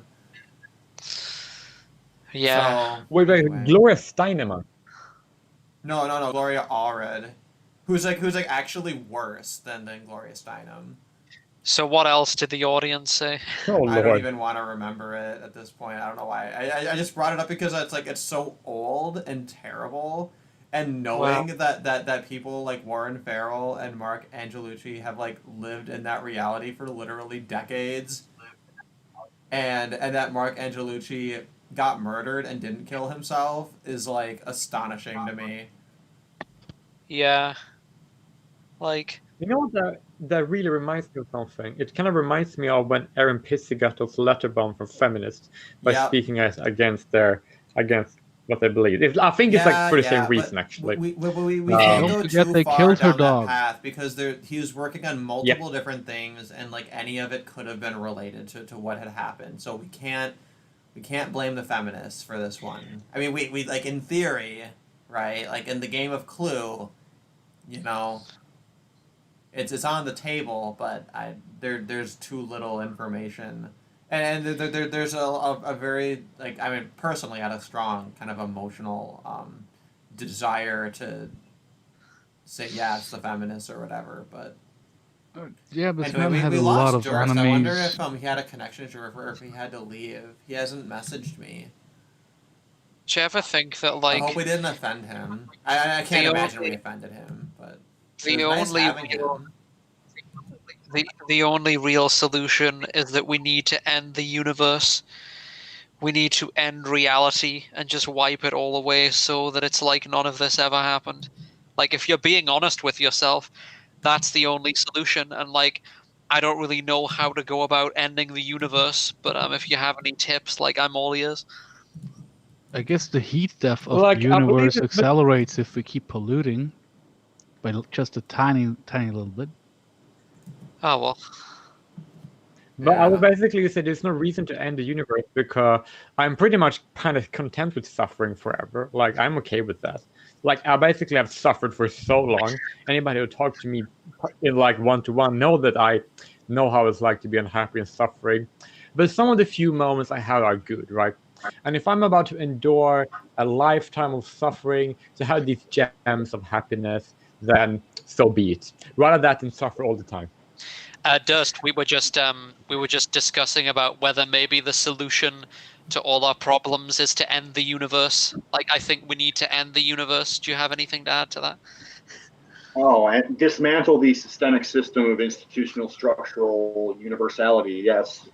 Yeah, there we go. It's yeah, we don't need to get rid of the Yes, whole very much. universe, just the systemic systems of institutionalized systems of oppression. And universalism. My And that my too. internet fucked up. Yes. No, I vote for the hedonium matrix. Let's just do that. We just need the matrix, except it needs to have a positive value judgment assigned to the invading aliens and everything. Like, if aliens invaded the planet Earth and decided to enslave the human race to suit their own purposes, I don't really have a compelling argument for why they shouldn't do it. Like, if I was a diplomat in that position, I've actually thought about this. I don't really know how I would make the argument to them that they shouldn't do it. Because that assumes though that human labor would be valuable to them. And Like, I wonder actually have if like they'd rather just harvest us for something else. yeah, or like whatever. Like, yeah. Or keep us in a zoo. I think that an alien zoo could be okay, right? Because they want us to be like semi-happy. I don't know. Yeah, and like they could No, I actually thought engineer of that. they could engineer a more harmonious social order for us than anything we've ever been able to create. So it could actually be good for us on that. Yeah, there we Yeah, go. Based so- in gray man pilled. Yeah. Thought of that. I've actually thought a lot of like making fictions about that alien species that are like super perfect, right, and are much better than humans in every way. That they are like colonizing and taking over everything, the humans, right? And then they basically decide they're so much smarter than humans, right? So they can basically treat humans as humans treat other animals, right?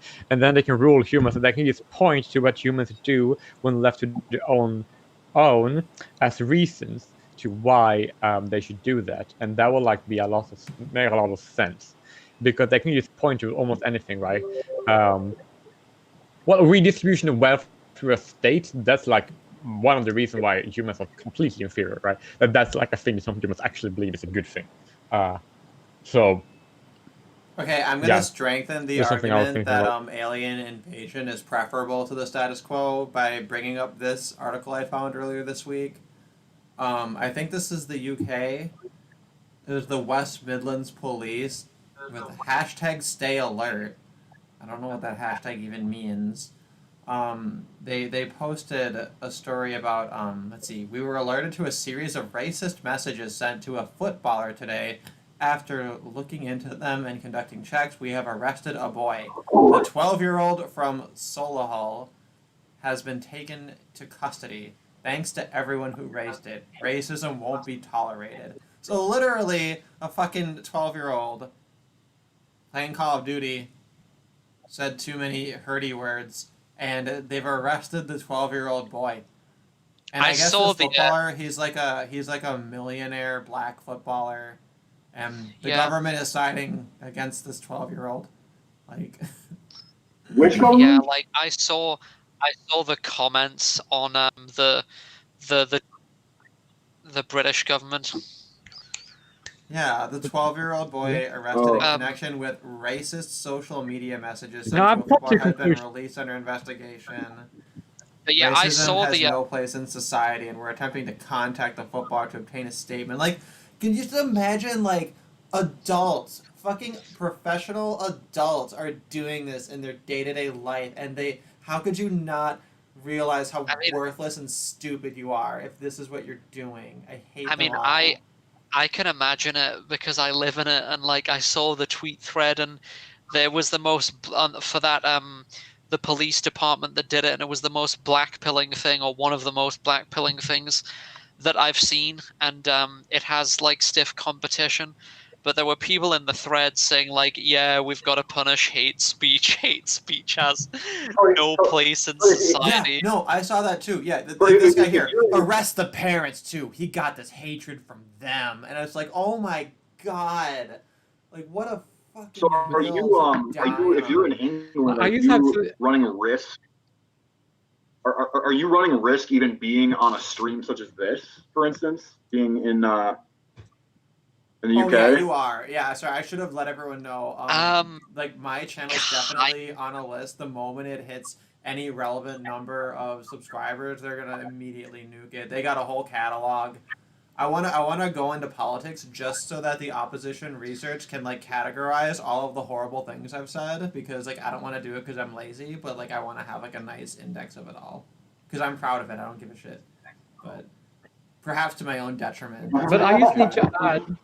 I mean, I've kind of just accepted it myself because the technology, like I know that the technology is going to be used against us at some point. And like, you know, you just have to kind of accept it and try not to think about it too much. Yeah, I don't want to play a game that I'm guaranteed to lose and that's rigged against me automatically. Like I don't even want to dignify the game by pretending that there's a way, right? And I'd rather go down with the point that I reject the entire framework. And I guess I've been lucky enough that I'm able to not die or be canceled in a way that matters. Yeah. But, yeah. To the earlier point with the hashtag Stay Alert, wasn't that part of that tattletale Eastern Germany style denunciation campaign started in Scotland? Oh, is that what it was? So it's a racist thing? It's like Crime Watch, it's a neighborhood crime watch for racism on the internet? I mean, that's the thing that they do. I don't know if it's hashtag Stay Alert. I thought it was connected to that. Ugh. It's over. But here, I just need to. It's actually kind of interesting to see that. Like, I basically we get more and more and more proof. That means that we were always right. We who said anti-racist are idiot. Anti-racism is horrible. Racism is not bad. Anti-racism is a million times worse than racism could ever be. And we get more and more proof. There's nothing wrong with racism. Anti-racism is the worst thing ever. It's so horrible. It's like cancer. Anti-racism is the worst. Yeah, you take a harder stance on that than I do. All anti-racists are evil. Like I prefer the indifference, right? Yes. I prefer to not even have to care about racism. But like, if people want to be racist, I'm like, well, if it's funny, if it's funny, if people want to segregate themselves, that's great. I don't, it's a problem that solves itself. Humans are like, oh, I hate these people. I don't want to deal with them. I'm gonna go make my own society. It's like, okay, great, problem solved. Wham bam, thank you, ma'am. Anyway, sorry, Duerst, what were you gonna say? And but it's like I would basically. The thing I would like to say also is that I don't think racism is the best thing ever, but racism compared to anti-racism is not bad at all. Like anti-racism, that's the problem. That's the worst thing ever, right? Racism, even if I would dislike it, I cannot dislike. I don't have a problem with racism inherently, some types of racism, right? But anti-racism is so much worse. Anti-racism is horrible. Like, I don't like racism, but I dislike anti-racism far more than I could ever dislike racism. Yeah, well, the other thing too is any example that anyone can give of racism being bad and racism, then whenever the anti-racists perpetrate all of these things, people argue that it's justified. Yeah, but that's why they manipulate the statistics in But then Germany they're the right now. aggressors.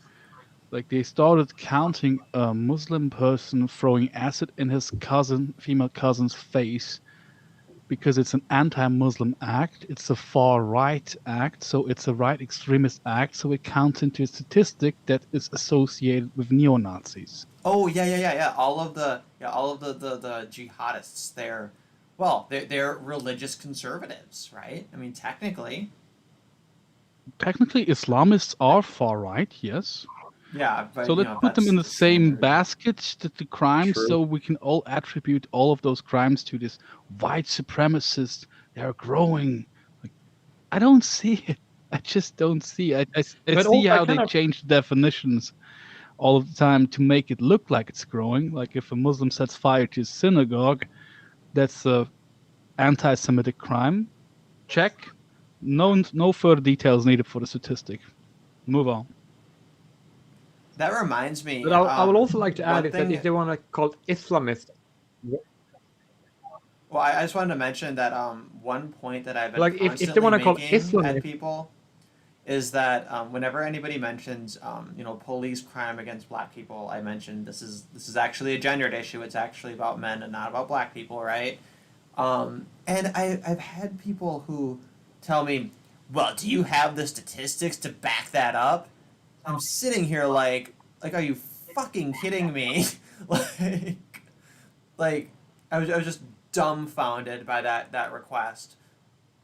That a person would think for a moment to contest the idea that the disparity of like men, quote unquote targeted, or who are the victims of it, compared to black people, that they don't think that checks out. That they'd have any skepticism whatsoever. Anyway, I just had to throw that out there. There's no evidence that blacks are unfairly treated. Yeah, that's anyway. actually. Is there? No, yeah. And actually, you can make similar arguments regarding men too, right? As you argue, well, men are going to commit more crime, and therefore that's why, right?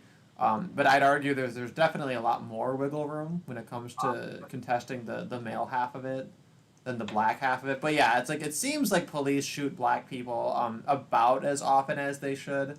They probably shoot dogs a lot more often than they should. But for black people, it's like about right. I don't care about dogs. Yeah. You compare a black man to a dog? Yeah, I know, Shit. right? Shit. Y'all racist. Y'all canceled. I can't believe Ashley just said he doesn't care about dogs being shot. You're legitimately a psychopath. Dogs are the best. What's wrong with you? Dogs are great. I mean, like, you just called me a psychopath, which is basically accurate. God damn. No, I don't think you're a legit psychopath. But it's also kind of important. Wait.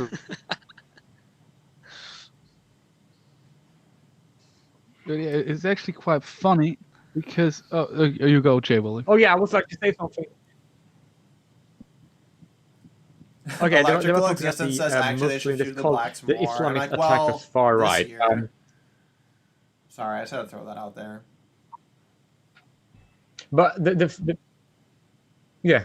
actually interesting. It's like the thing that makes sense when they call Islamists attack far right, right?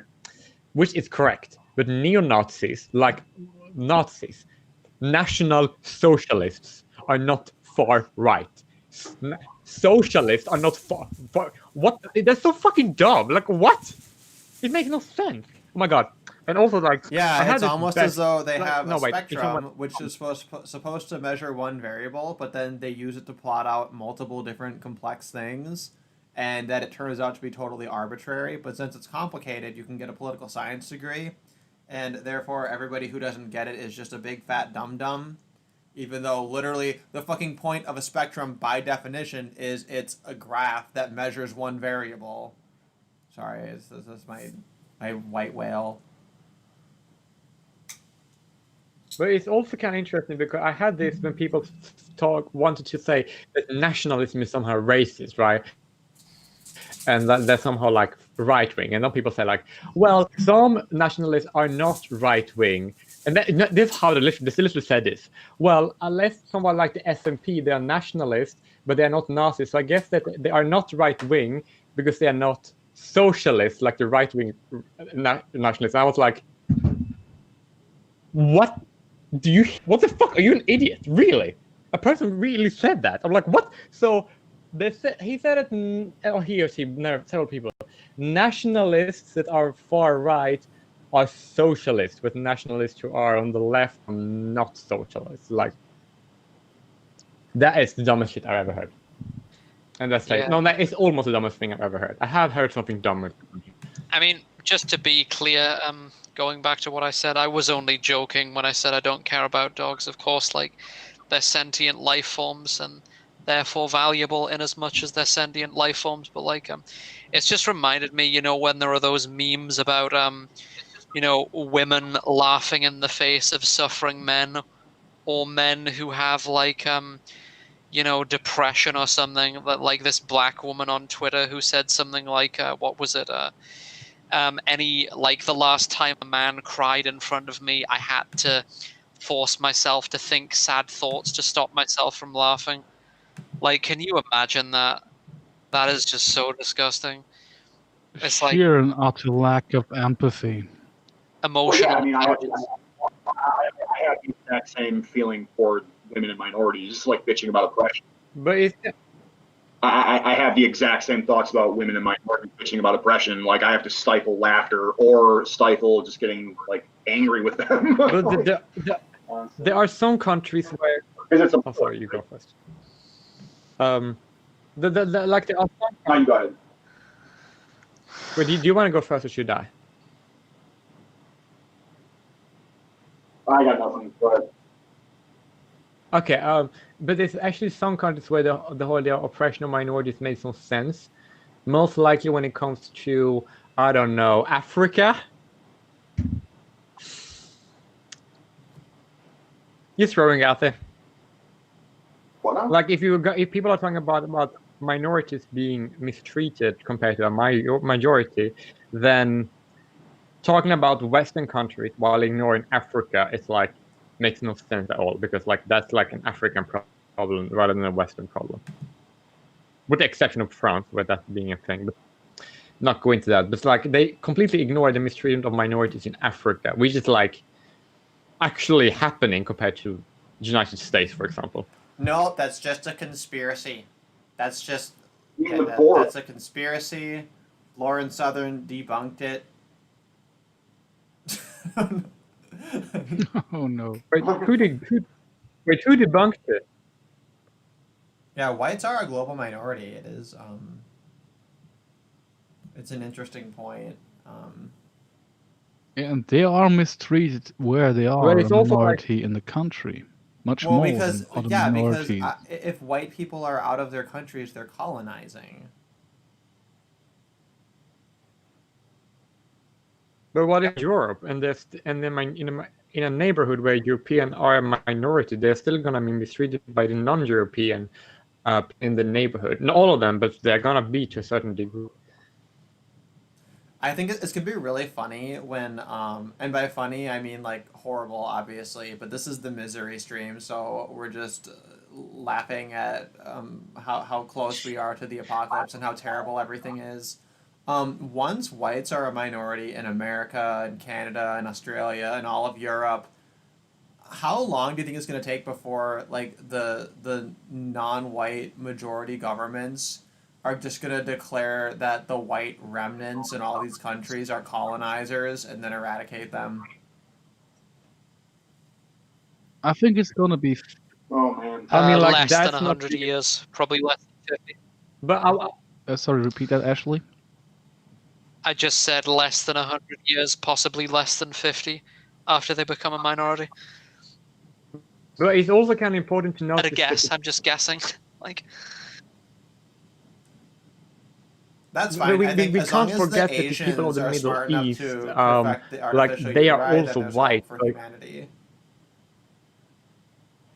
Sorry, Jay Willie, I don't know why you always have a delay. But It's also very different. It's not your fault. It's not your fault, but I have to acknowledge it. That's part of the issue.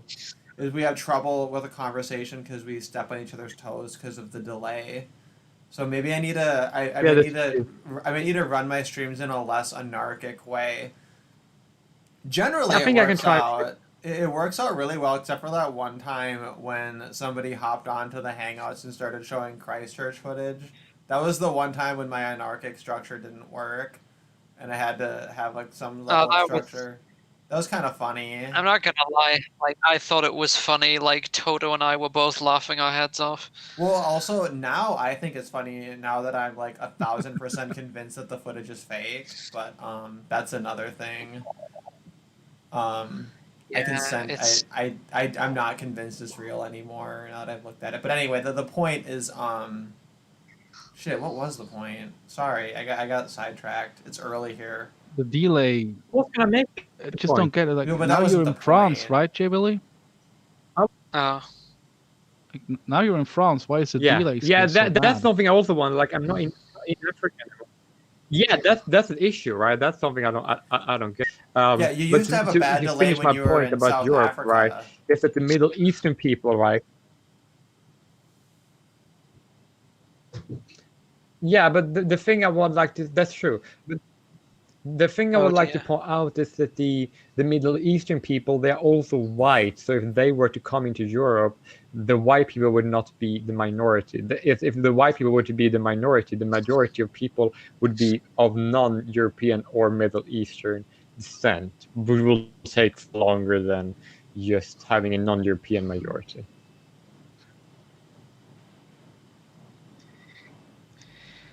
The word white, like to the vast majority of people, is just a synonym for of European descent. Like that's pretty much what it means. Like I wouldn't call Middle Eastern people white. They're Middle Easterners.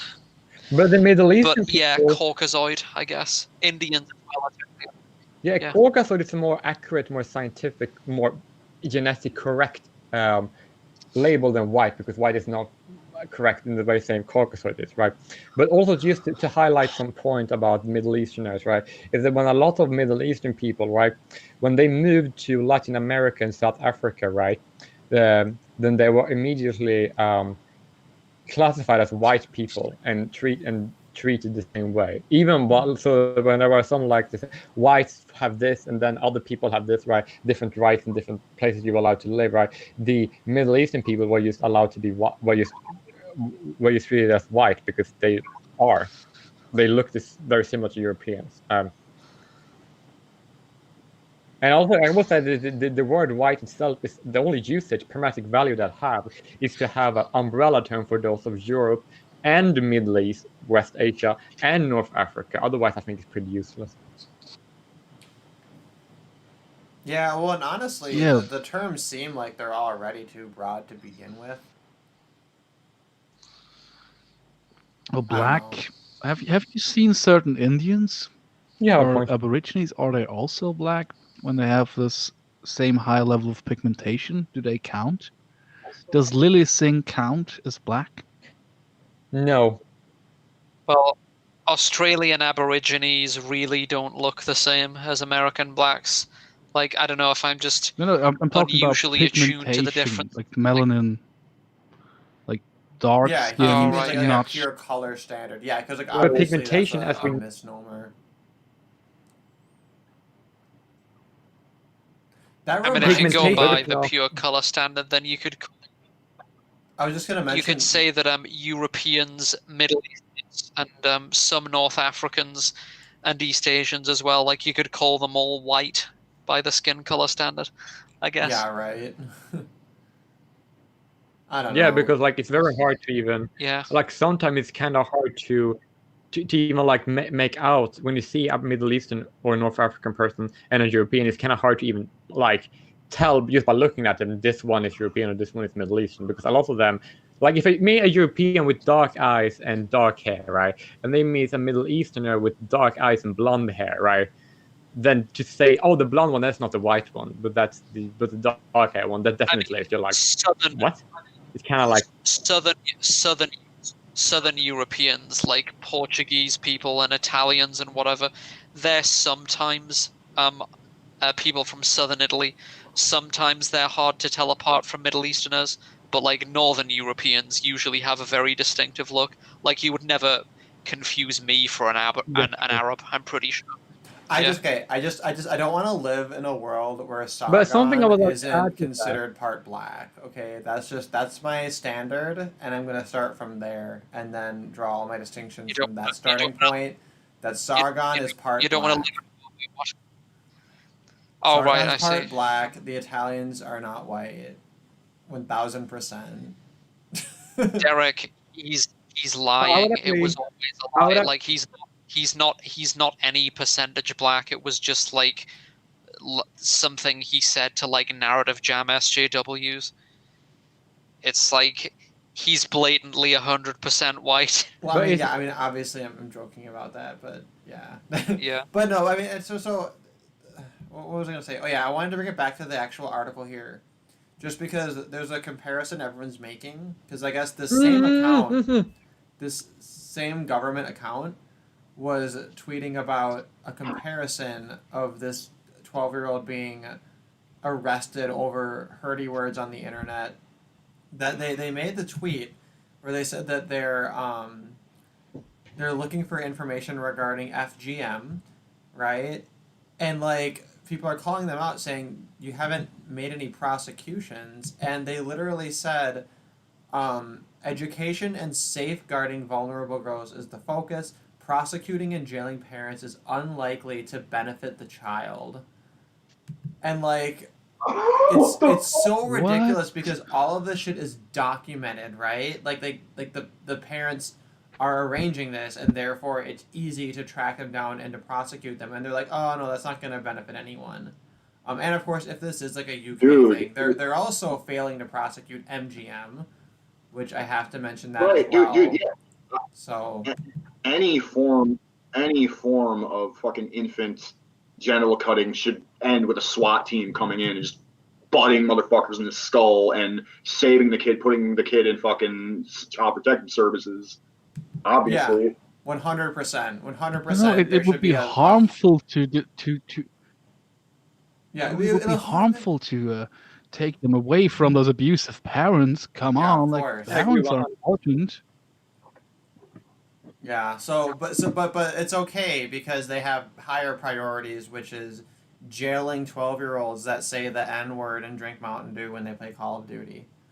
Because it's gamers are the real issue. Well, they are rising up. But the FGM thing is they kind of a rose up and segue sat to back a horrible down. thing I've witnessed. But this is like a segue to the horrible thing that there was a Swiss. That's because anti-racist is evil. Swiss documentary about female pleasure, #female pleasure, and they had this. I don't remember which country she came from. She's in the UK right now. 𝙈𝙬𝙎𝙀 saying it's so hard to fight against FGM. If the victims were boys, everyone would be up in arms against it. Oh my god. That's like fucking evil bitch from hell. I hate her. Wait, who said that? 𝙈𝙬𝙎𝙀. Layla Hussein. Wow. The daughter of Satan. By the way, hi Toto. Oh, hi. Muslims are saying they want to rape me with a bayonet on Facebook because I. Wait, who? What? Muslims. Oh wow. Because I'm against circumcision. It's been a minute since I've had you on a stream, so it's nice to see you dropping by. Yeah. And but this time we do have Duerst the Wurest is kind of the special guest on this one, so. Oh, awesome! Okay, I need to rename the stream instead of worst. I need to make it like worst, like your name is spelled. Anyway. Worst, yeah. It's the worst year ever. That's just in the thumbnail, but Yeah, it's like I think it's spelled like bratwurst, like the sausage. Or no, it's. Don't you have an E after the U? Like I always thought, like wouldn't be Duerst the Wurest be better? But that's a German thing, I guess. White people are the masters of Yeah, like right. not pronouncing anything correctly ever, and it's like it needs to end. That's a It's just systemic. if it was Duerst the Wurest, it would be first the sausage, can translate it from German. But it's too late for that now. It's Americans. Well, you gotta thirst their fucking words. Okay, yeah, I know. It's Americans usually are the Americans worst, who I have know. trouble. Yeah, at least we don't spell color with an extra fucking U in it. I'm never gonna let that go. Yeah. There's like an interesting story behind that. Yeah, wider than you, Mohammed. Not that anyone cares, but like, jeez. So like the word, I think what happened is like the word color originally it came from Latin. So like in the original Latin, it actually was spelt the way the Americans say it, like so there was no U, but then it went through into the French language, and the French would spell it with a U. And then I guess in British English, yeah, and then I guess in British English they just copied the way the French spelled it. And then when Americans were starting like their own dictionaries and stuff, they decided to just excise the U and go back to the original Latin. So it's whatever, yeah. So it is funny because the Americans are like right for the wrong reason. I mean, well, I guess not the wrong reason, because saying fuck you to the Brits is, you know, that's fine. No offense, but Yeah. that's fine. So, okay, I want to make sure that I at least mention all the articles posted in the But thing. it is kind of a trend. Okay, somebody had posted, BLM leader exposed. They called whites subhuman, genetically defective, and said that blacks are superhumans. I didn't see the video related to it, but this is like, it's really funny. Guys like saying that Jews run the world or something. I love this shit. Like, I don't know if you guys know about the whole thing of 𝙈𝙬𝙎𝙀, right? And it was like some crazy like what Yeah, it was like like black looking Scientology shit where they think that like white people are originated from like a subterranean race of like weird overgrown baby Jabba the Hutt people, and like eventually they had like transgressed against some black people who were like aliens that had like super large brains, and like to appease everyone they had like offered like a daughter to the subterranean white race or whatever to try to like appease the relations, and eventually like one of them they're like brothers or half brothers, and like they had different strategies, and one of them like did like a fucking Island of Dr. Moreau situation where they just like bred out people and then like would throw ones that were too dark skinned overboard until eventually they had created a white race, and that's where white people came from. They were just like literally evil personified. And anyway, it's like a fascinating mythology, and I'm guessing that's where these people are coming from. I actually have a copy of the H.G. Wells novel. Yeah, I have a copy of The Island of Dr. Moreau. It's really short, but it's a pretty interesting novel. Like, I think it was written by, it's an H.G. Wells novel. It's, like, hard to find, hard to come by. I might actually read that, because the funny thing about it, too, is that the movie that was made, like, the movie was a shit show, but, like, there was a documentary made about the making of that movie, and I watched a video of somebody explaining all of the drama and crazy shit that went wrong. It was basically, if the year 2020 were making a movie, that's what the making of The Island of Dr. Moreau in the 90s, like, literally was. Literally every single thing that could have gone wrong did, and it just degenerated into, like, actors backstabbing each other, and, like, all of the extras and, like, production people just, like, said fuck it and started having like hedonistic drug-fueled orgies, and like there were tropical storms all the time, and they were trying to film it on set in fucking Australia in the jungle, and everybody was just drunk and miserable and just hated each other. And like less than half of them even like bothered to show up at the film's premiere because they were like, we just burned like millions of dollars to create absolute shit.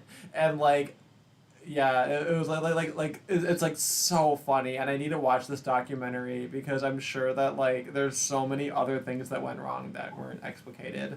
But anyway, maybe I'll read the novel so I can see what the story is actually supposed to be. It sounds very interesting. It's so interesting. It's like the funniest freaking thing I've seen all year, besides the Eurovision movie that Netflix made. Which, if you haven't seen that, was oh my pretty God. good. It was amazing. I liked that movie. I laughed and I cried. It was so good. I loved it because it takes Eurovision, which is like, it's really hard to explain to people in words why Eurovision is so funny, and it just condensed everything and emulated everything and put it into a story that like makes the whole phenomenon digestible to an American audience. And like all of the parodies of all the different Eurovision entries they made, like they encapsulated and emulated the Eurovision style perfectly. They did like an amazing job with that movie. I was like awestruck by how like accurate the whole thing felt. It just felt so right. It's the best movie I've seen since Terrifier. There's Terrifier. But there's a very creepy thing about it. Like in the movie, Iceland should have won, but they broke the rules. And in reality, in the same year, Iceland should have won, but coronavirus prevented it. Yeah. Well, Like, and that's honestly, visionary shit right there. here's the thing, though. That song in the movie Husavik, if Iceland would send a song like that, they probably would fucking win, right? Like they had something kind of interesting with Hatari last year, and people were kind of sitting there like, maybe this is like a weird side door angle, Iceland will win. But when you look at Iceland's entries like almost every single other year, it's like, dude, you guys are like, I'm sorry, you're a B version of Sweden, and that's why you never win. Like, yeah, your songs are always good, they're always decent, but they never feel like winners. And then Icelandic people, they always bitch about having never won. And it's like, yeah, because you don't send winners.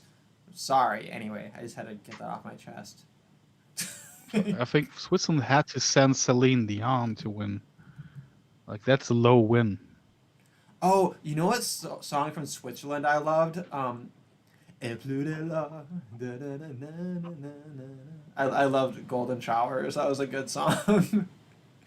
It was called Golden Shower. It was It was like shower of gold, right? And then this Oh my god, that's so absolute implicit. flaming homosexual out there in all gold, and he was like, yeah, it's like the shower's happening, but everything is golden and it's spectacular, right? That's like his vision, and it's just like Terry Wogan's on there, and he's like, oh, that's Golden Shower. It's like, thanks, Switzerland. It's a good song, though. I mean, yeah, it's unfortunate. I'm quite illiterate when it comes to Eurovision, but that puts a little bit of shame in my heart that we did that. It's a great song, though. It's a bop. It's an absolute bop. Anyway, I don't know I guess with this one what else happened? Oh, there's a bunch of murders happening. Did you guys hear about all these murders happening? Somebody was talking to me. They were like, hey, did you hear about the woman who was in a cult and, like, they murdered her children and they just figured the world would end before anybody cared or noticed, but then the world didn't end? And they were like, fuck.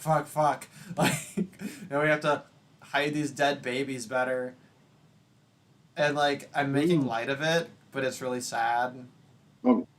There's so many fucking murders that I can't even keep track of them. There was the gay Hispanic dude that got murdered because he was wearing a MAGA hat. That happened like this week. Nobody's talking about it. Oh, yeah, you DM'd me that, right? Yeah, I sent you that one. Well, because I've seen literally 2 people mention it. One was Chadwick Moore, the other was Liberal Hammer.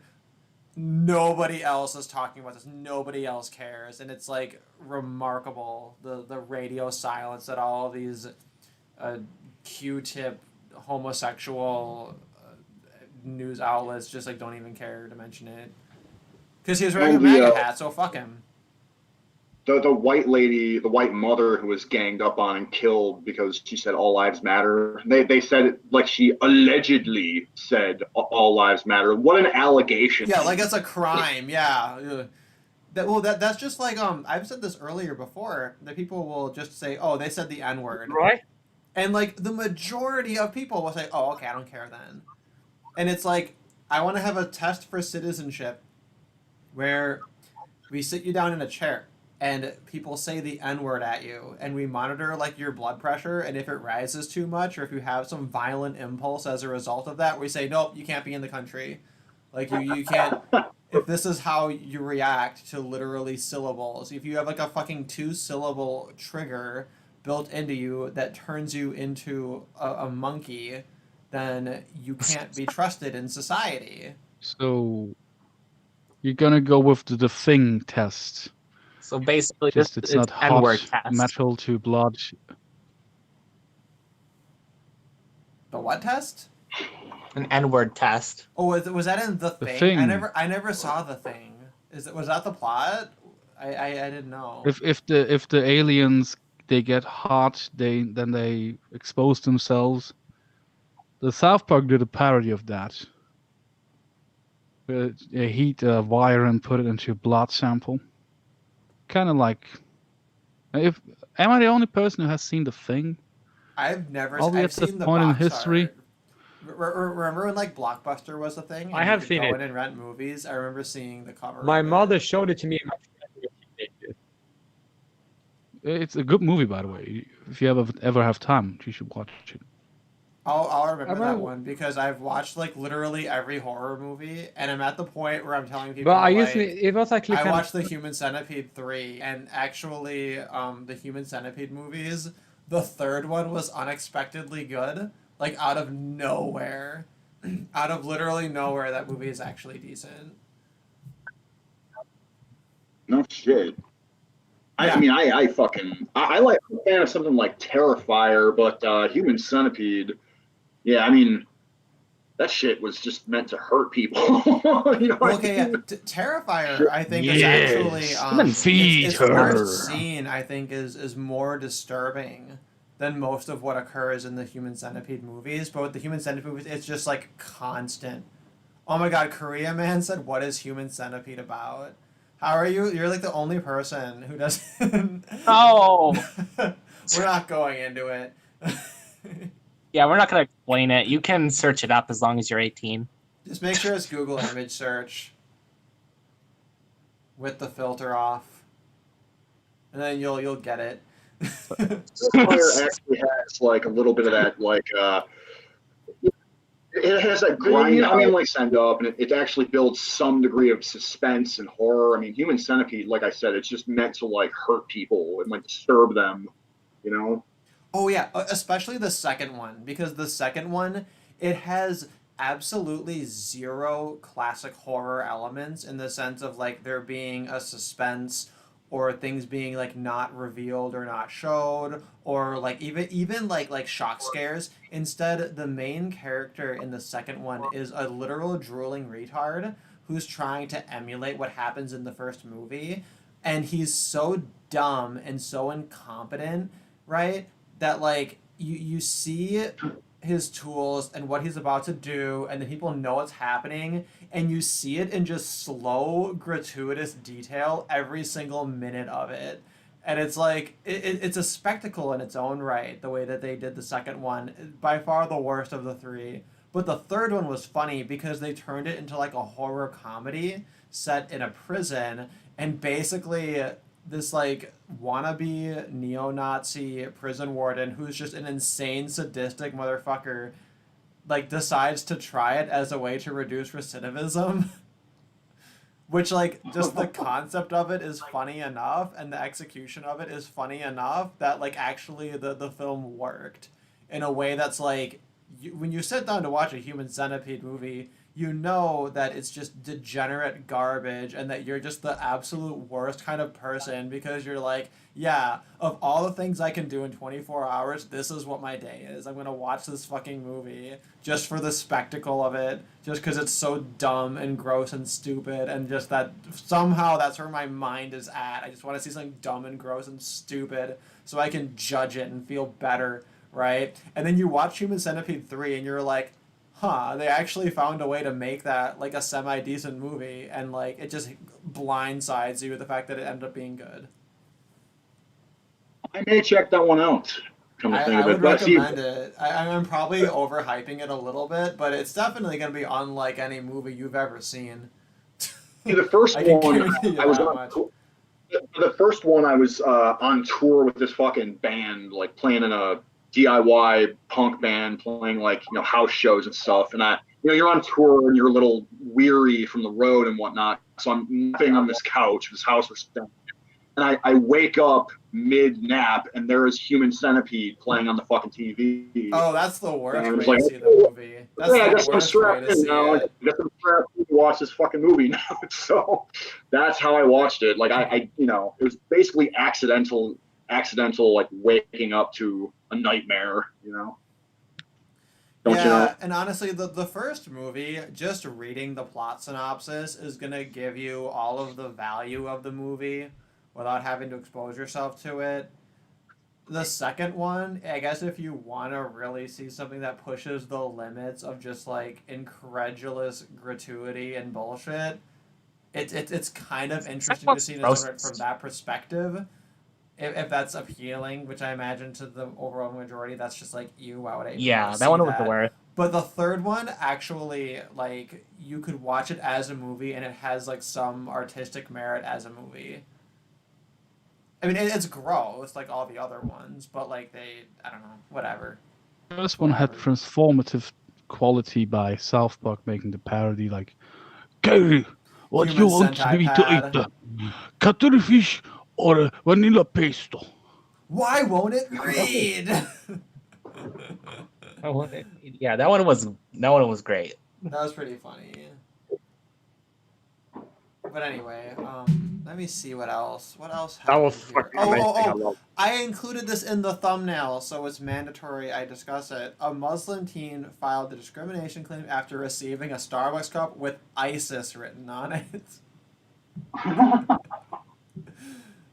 Which this screams hoax hate, right? This seems like a hoax, absolutely. I have no idea because I haven't looked into it, but it's funny. But like the idea that like somebody working at Starbucks, they like see a Muslim and they're like, oh yeah, ISIS, and it's just like legitimately because they're like, yeah, fuck this Muslim. Seems like, yeah, it's not either. Doubt, pressing X to doubt. But like, is her name? Let's see. Her name is 𝙈𝙬𝙎𝙬 with way too many H's. One too many H. I mean, 𝙈𝙬𝙎. Yeah. Could that sound like ISIS if you said it could be just me a mistake. ISIS. It's very close. And like, oh yeah, ISIS with a silent S. Okay. Like I'm not quite seeing that. It was a barista. Oh, we don't call male baristas baristos. They're baristas. So I don't know if that was a woman. Let me see. It was one that was. Oh, this was in St. Paul. This was in Minnesota. I've probably been to this one. Let's see. This is probably the one in the Midway. This is totally. Oh my God! This is the Starbucks in my favorite Target. This Target store, this is the one that has the liquor store that sells peanut butter porters. And it's the only place in the goddamn world where you can get peanut butter porters that isn't like a proper brewery that has them on tap. Man, I go there all the time. I go there for one thing. I try to get the peanut butter porters. The first time I ever bought them, and I show up at my friend's house, right? And we're going to play Magic the Gathering and drink.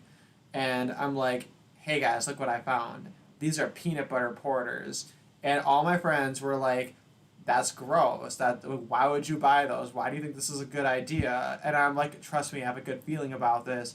And we drank them, and they fucking, those motherfuckers, my friends, those motherfuckers who are my friends, they ate shit. They ate shit because they had to admit I was totally fucking right in my intuition of believing that peanut butter beer was really delicious. And until this day, I've never tasted any alcohol that's better than a peanut butter porter.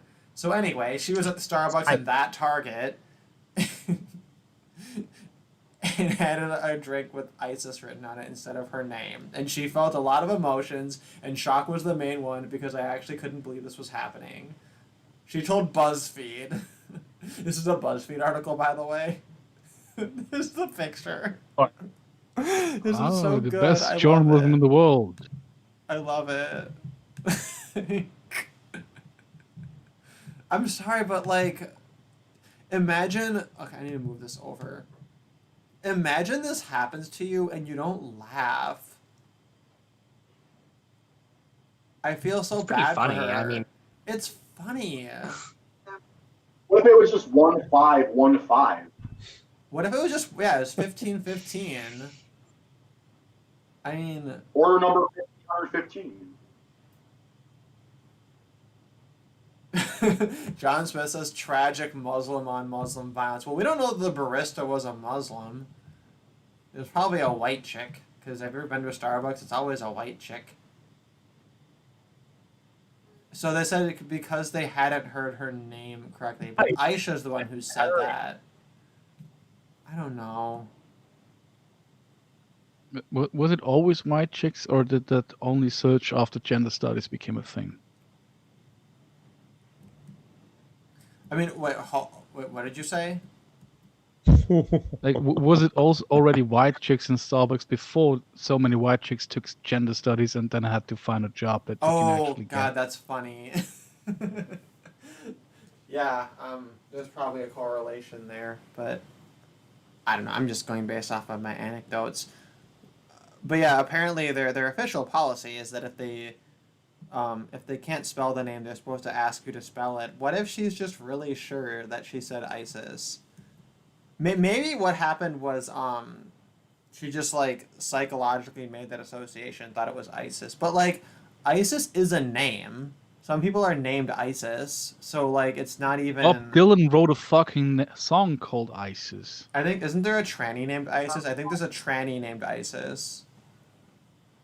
There's like a metal band called ISIS, I think, or metalcore or some shit. Yeah, and the Ragnarok online server that I used to play on was called ISIS. Oh no, that was Iris, not ISIS. Whatever, same thing. Honestly, wasn't it like kind of a meme? People having their names written wrong on Starbucks cups, like 10 years ago. That was a meme going on. A terrible meme, by the way. Well, yeah. Oh, my name is actually spelled this way, but they spell it this way. That's so stupid. Ha ha ha. And this is the thing too. Is I used to work for an answering service, right? And one of our things is that, like usually you take a phone call, you're taking a message because they're at lunch or they're not available, it's overflowing, whatever the reason may be, it's redirected to us, and our job is to take a simple message. Message will get like automatically emailed, or sent to like a dispatcher who will read it off to someone or whatever the case, right? And like our whole thing is that we have to spell back any name that we take. And when you're doing it, you feel retarded. You feel like oh, John, John, or Jon, right? And they have to say with an H or whatever. And you have to spell like names that are kind of, oh, Mary, Mary, right? It always spell out names constantly all the time, even though people are just like, wow, I can't believe that they needed to confirm the spelling of my name. But it's like when you're in a business setting like that, where it's like immortalized through like an email or whatever, names spelled wrong look so unprofessional and so stupid. So like that's part of the service of having like an answering person, is that they nip that in the bud and they make sure it's spelled correctly, and we take the hit of seeming like an incompetent retard that needs to spell out everything, right?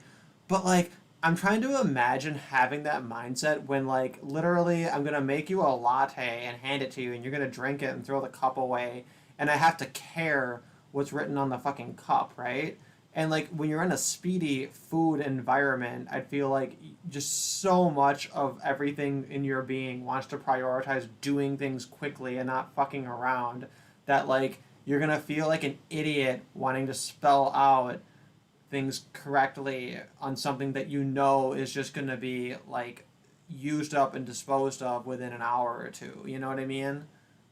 Honestly, like spelling back the order, like so that's a large burger, fried. That makes sense, but the name, like what? Like This is great too. They said this is at least the second time a Muslim customer has had ISIS written on their cup at a Starbucks. at least the second time. Like you see how big of a problem this is. This is horrible. Time. 2 Well, times. that was last August. This is last year. I don't know. Oh, because his name was Aziz. Aziz. That sounds like ISIS. That actually sounds like it. Aziz could sound like ISIS. Definitely. Like if his name was Muhammad and they wrote ISIS, I would probably agree that this might be that probably was motivated in some way, but Aziz ISIS, come on. That's fine. I can see that. Okay, this is funny too. She says, as for Starbucks and Target, she said, long term, I don't think I would go back to either of those outlets, right? So fuck Target for having a Starbucks in it that had a potentially maybe racist employee in it. Like, that's the argument. Like, fuck all of the Target store. Like, yeah, that'll show them. Like, I don't... Like, why would... First of all, why would Target even care if you're not buying Starbucks, right? Like, I don't know. It's just stupid. It also makes you think, because they probably did it because they knew they would get a reaction out of it. Well, I mean, maybe they were like, that. fuck this Muslim woman, let's write ISIS on her cup to make her feel bad. But it's like, it's a name on a cup, right? Like, imagine I didn't being even that know that fragile Aziz could be a you. woman's name. Aziz can be a Like, woman's Aziz name? can... No, that was the other event. The separate event was with a Oh, man. The other ISIS was Aziz and she was Aisha. And she's Aisha, yeah. Which is the name of Right, of Muhammad's 13-year-old or 8-year-old or whatever wife. Is Aisha.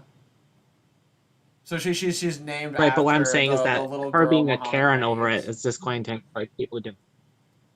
Since her name is Aisha, her name is almost like more offensive than That's kind of funny. ISIS, which is kind of funny. Anyway, I'm gonna take I need to go to the bathroom very quickly, but the next thing I have here, which I think is gonna be the last thing for this stream, because I have an errand to run today. May I say I gotta go into town to renew my something visa, to do? which I have mixed feelings about. I'm not even sure I want to. I kind of feel like I want to just go back to Minnesota and just let Black Lives Matter murder me indiscriminately in the streets at this point. But that's a whole nother thing. But anyway, the Karen law, Karen spelled with a C, which is the most offensive thing about this. You guys hear about this shit? The Karen law? What's the Karen law? Oh, you didn't hear about it? It's literally a law designed to crack down on Karens. But the thing... Oh, okay. I didn't hear about it. Go to the bathroom first, and then we'll... Well, I can still listen while I'm in the bathroom, so you guys know that I'm not talking. Yeah, I think I posted that like 2 weeks ago. So you're just pissing while it's talking. I have an earpiece, so I can hear you with my Bluetooth while I'm in the bathroom. It's great. So yeah, anyway.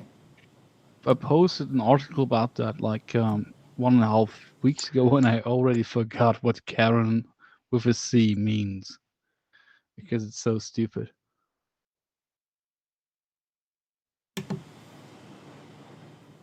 Here, I'll post the link to the article in the chat here. But yeah, it's a San Francisco, like California law.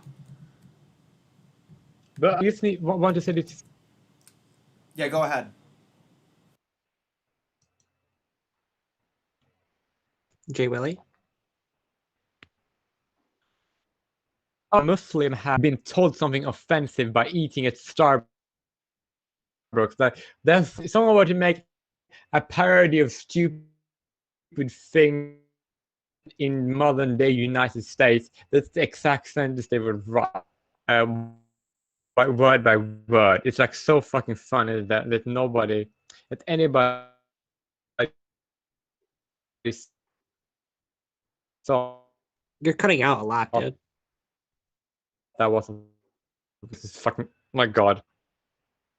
Yeah, I know, it's fucking terrible. I don't know what to do about it though.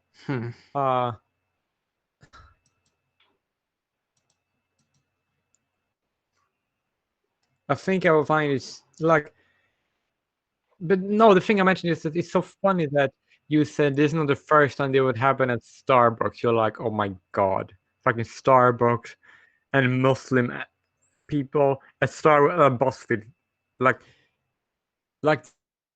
the this stupidity is like.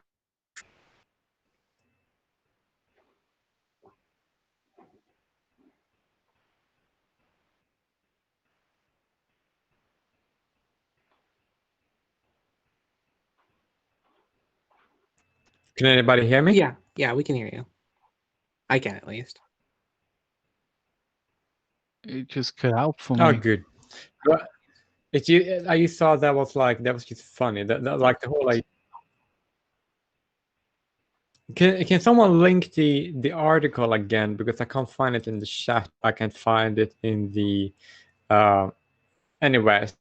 So if somebody could link me the article about the Muslim woman at Starbucks, that would be so funny, because it's fucking hilarious, dude. It's yeah, Weeaboo Femoid link it in the diff. Let me post it.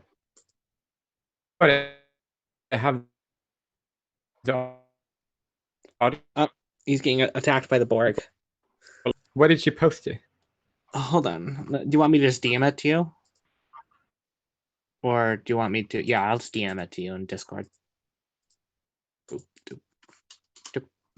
Okay, you should get it now. I go take a piss for like 30 By the way, seconds. I'm and really you guys sad. And your awkward silences. I can't trust you guys for 1 minute to make conversation while I go take a piss. I understand what you was saying. God damn. But no, yeah, if you go to my Discord, I just want to say that's I'm where really. all of my things are.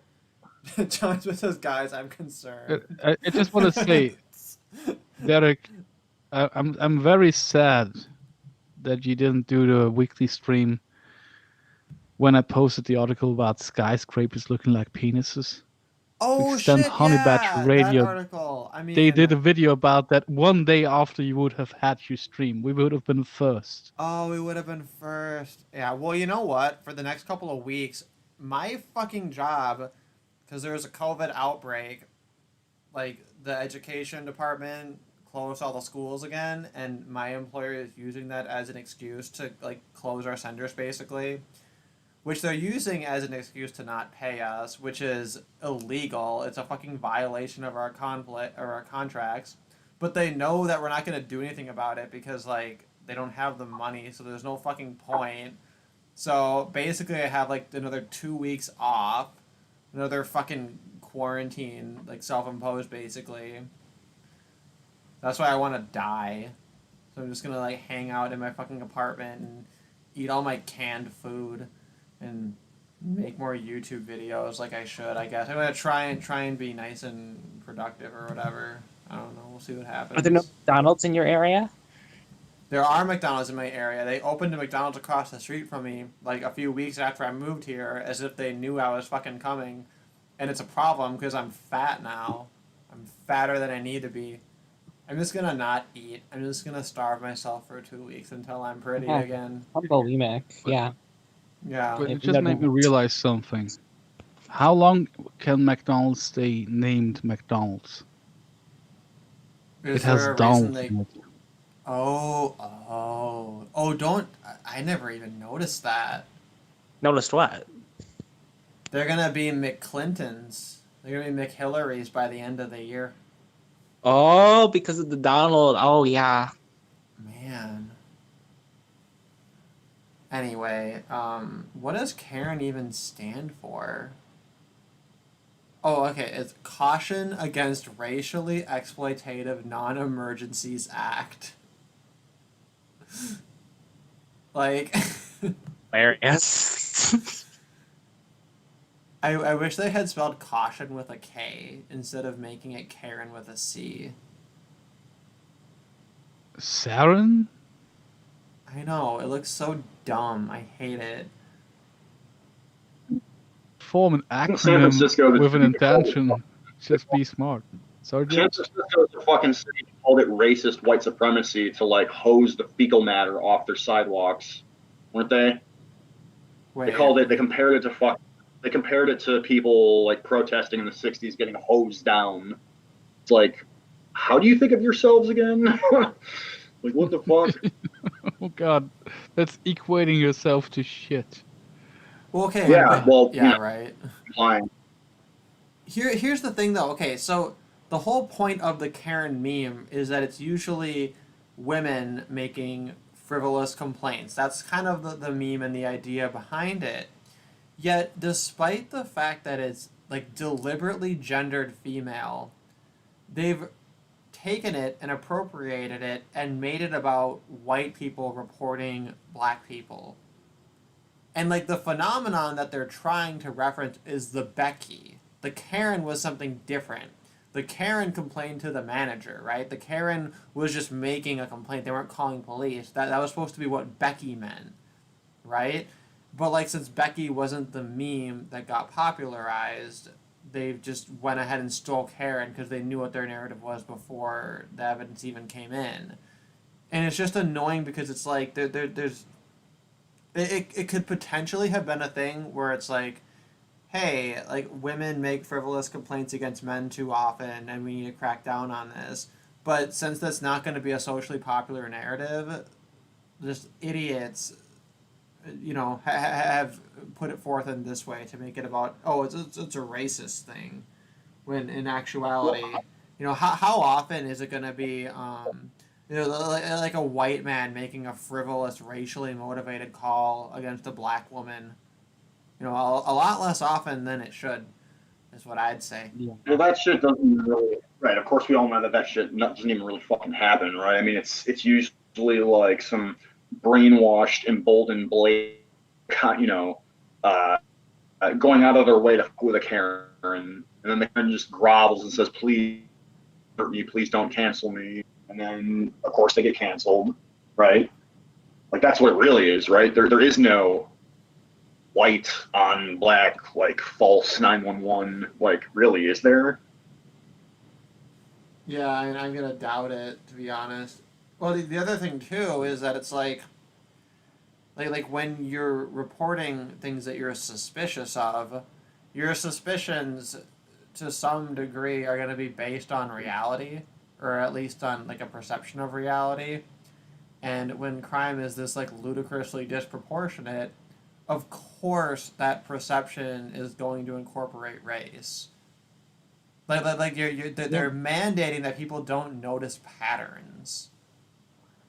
But honestly, like the Yeah. examples I remember was like this white woman, a fat lady, calling the cops on a group of black people barbecuing in a space where it's illegal to barbecue, and they said that was racist. And I think that's just a person being very annoying with like following the rules to a T. Like, I don't know if this woman wouldn't have called the cops if there was white people or Hispanics barbecuing illegally, because technically she was right. It was illegal. Yeah, well, and then same thing with there was the woman in the park, right? And originally I was on the wrong side of it. Originally I thought, oh, this is like a hysterical woman abusing her dog on camera and calling police and making a false report, which like to some degree she was hyperbolizing and being like a retard, right? But the guy was a fucking weirdo. Like, who just like goes to a park and brings dog treats to like feed other people's dogs, you know? Like it's just like, I don't know. Apparently she got charged or like convicted of something. So however that story developed, but anyway. But it's also how the Karen law reads is like, if you are calling the cops on some people in your vicinity that are doing something actually illegal, yeah, I don't think that should apply to that. But it seems like it would be like, oh, are you white and are they black? Like that. If that question is anything a police ever asks, I think that's a racist law. Yeah, well, that's the thing too, though, is a lot of these examples they're giving involve people who actually are breaking laws. Like, shouldn't you call the police if you see someone breaking the law? Like, it depends on how lenient you are about breaking the law, or which law they're breaking. But technically, anyone who does that is not doing anything wrong. Well, and these days, cops are lenient up to and including arson and murder. So I guess no, never call the cops on a black person. That's the point. Yeah, cops are kind of retarded nowadays. Slavery 200 years ago, therefore, don't ever call the cops on black people no matter what they're doing. Which way, Exactly. Western man? But on something only loosely related, earlier when you said like for the crime rates, it was a man thing, not a black thing. I wanted to say, but it was a bit convoluted, that yesterday a 20-year-old Frenchman he fell out of the 6th floor of an apartment building, and the next morning, like he fell at 2 o'clock. Is that in the night? I don't know AM and PM well. And 6 hours later, they already said, like there was a 2-hour fight going on in that apartment, and they were very sure before anybody even examined the body that this was an accident. Like there were 2 women screaming and 1 man screaming, and he just fell off the balcony by accident. And for personal reasons, I know that building because my mother's boyfriend's mother lives there, and you can fall off that balcony by accident. It has a really high railing. This man was pushed, but the only people who could have pushed him were female, therefore it was an accident. End of story. That can't be murder. Because women don't commit murders, you know? Of course This not. was in Europe. Because that's weird. Yeah, that's fact. So maybe the murder statistics of women is so low because police will just say, nah. Like, he has a knife in his back and it has her fingerprints on it, but of course it has the fingerprints on it because she's the one who cooks. Must have been a stranger who used gloves. I mean, we're able to like admit that I don't want to derail it, but like we're able to admit that, you know, there's things about male nature that leads them to be more prone to committing sexual crimes compared to women. But then we also don't admit the fact that maybe there's things in female nature that could provide them a more inclination to be violent. And the only reason why they're not really able to, say, I don't know, kill men really is because obviously they're a lot weaker than men. You know, because like if you think about it, because women really don't love men, at least not the way that men love women, there's more inclination there for women to just fucking go psychotic on them. Don't you think? This was something that because we've brought this up on other streams too, that, you know, in Switzerland you guys had that law that was basically like men can like men can discipline physically their wives or whatever. Like some antiquated kind of idea, And then at the time it was banned, all the men were like, "Whoa, that was a law! Like we had no idea. Like we would never even think to do that." And then you juxtapose that with women just making like ludicrous false claims just like all the fucking time, and yeah, it's pretty blackpilling. So there's that. Yeah. The beatings will continue until morale improves, or until Actually, men he find sent me peace a with that. video about something about like rape accusations in Spain. And I think I'll take a look at that a little bit later today, but haven't quite been in the mood to see more evidence on false rape accusations. Just Yeah, Spain is a horrible place for men these days. Literally like it. no proof necessary. Instant, what's the word? Where you can't get close to someone. Restrain. What's the word? Not probation. But what's it called? An order. What kind of order? Was it restrainment? Restraining order. Yeah, restraining order. Yeah. Like they issue that before anything is cleared at all, and then they just don't investigate, so it just stays in place. That's that used to be Spain like over 10 years ago, and it certainly got worse since then. Yeah. They took the believe woman argument to the logical end of the process, where you just have to assume, like even here, if there's a call about domestic violence, even if it's a man calling the police, the man will get arrested. John Smith clarified in the chat, castration order. Basically. Yep. Sounds about right, sadly. Alright, well I'm gonna wrap up the stream here because I got my errand to run. I gotta go downtown and hang out in the immigration office so that I'm not, I don't know, like an illegal person, I guess. But socially Not that they'll do anything about it. The fucking government's not operative here fucking anyway. Not that it would even matter, but I like to keep things above board. So I have to go and get my official government stamp on the thing.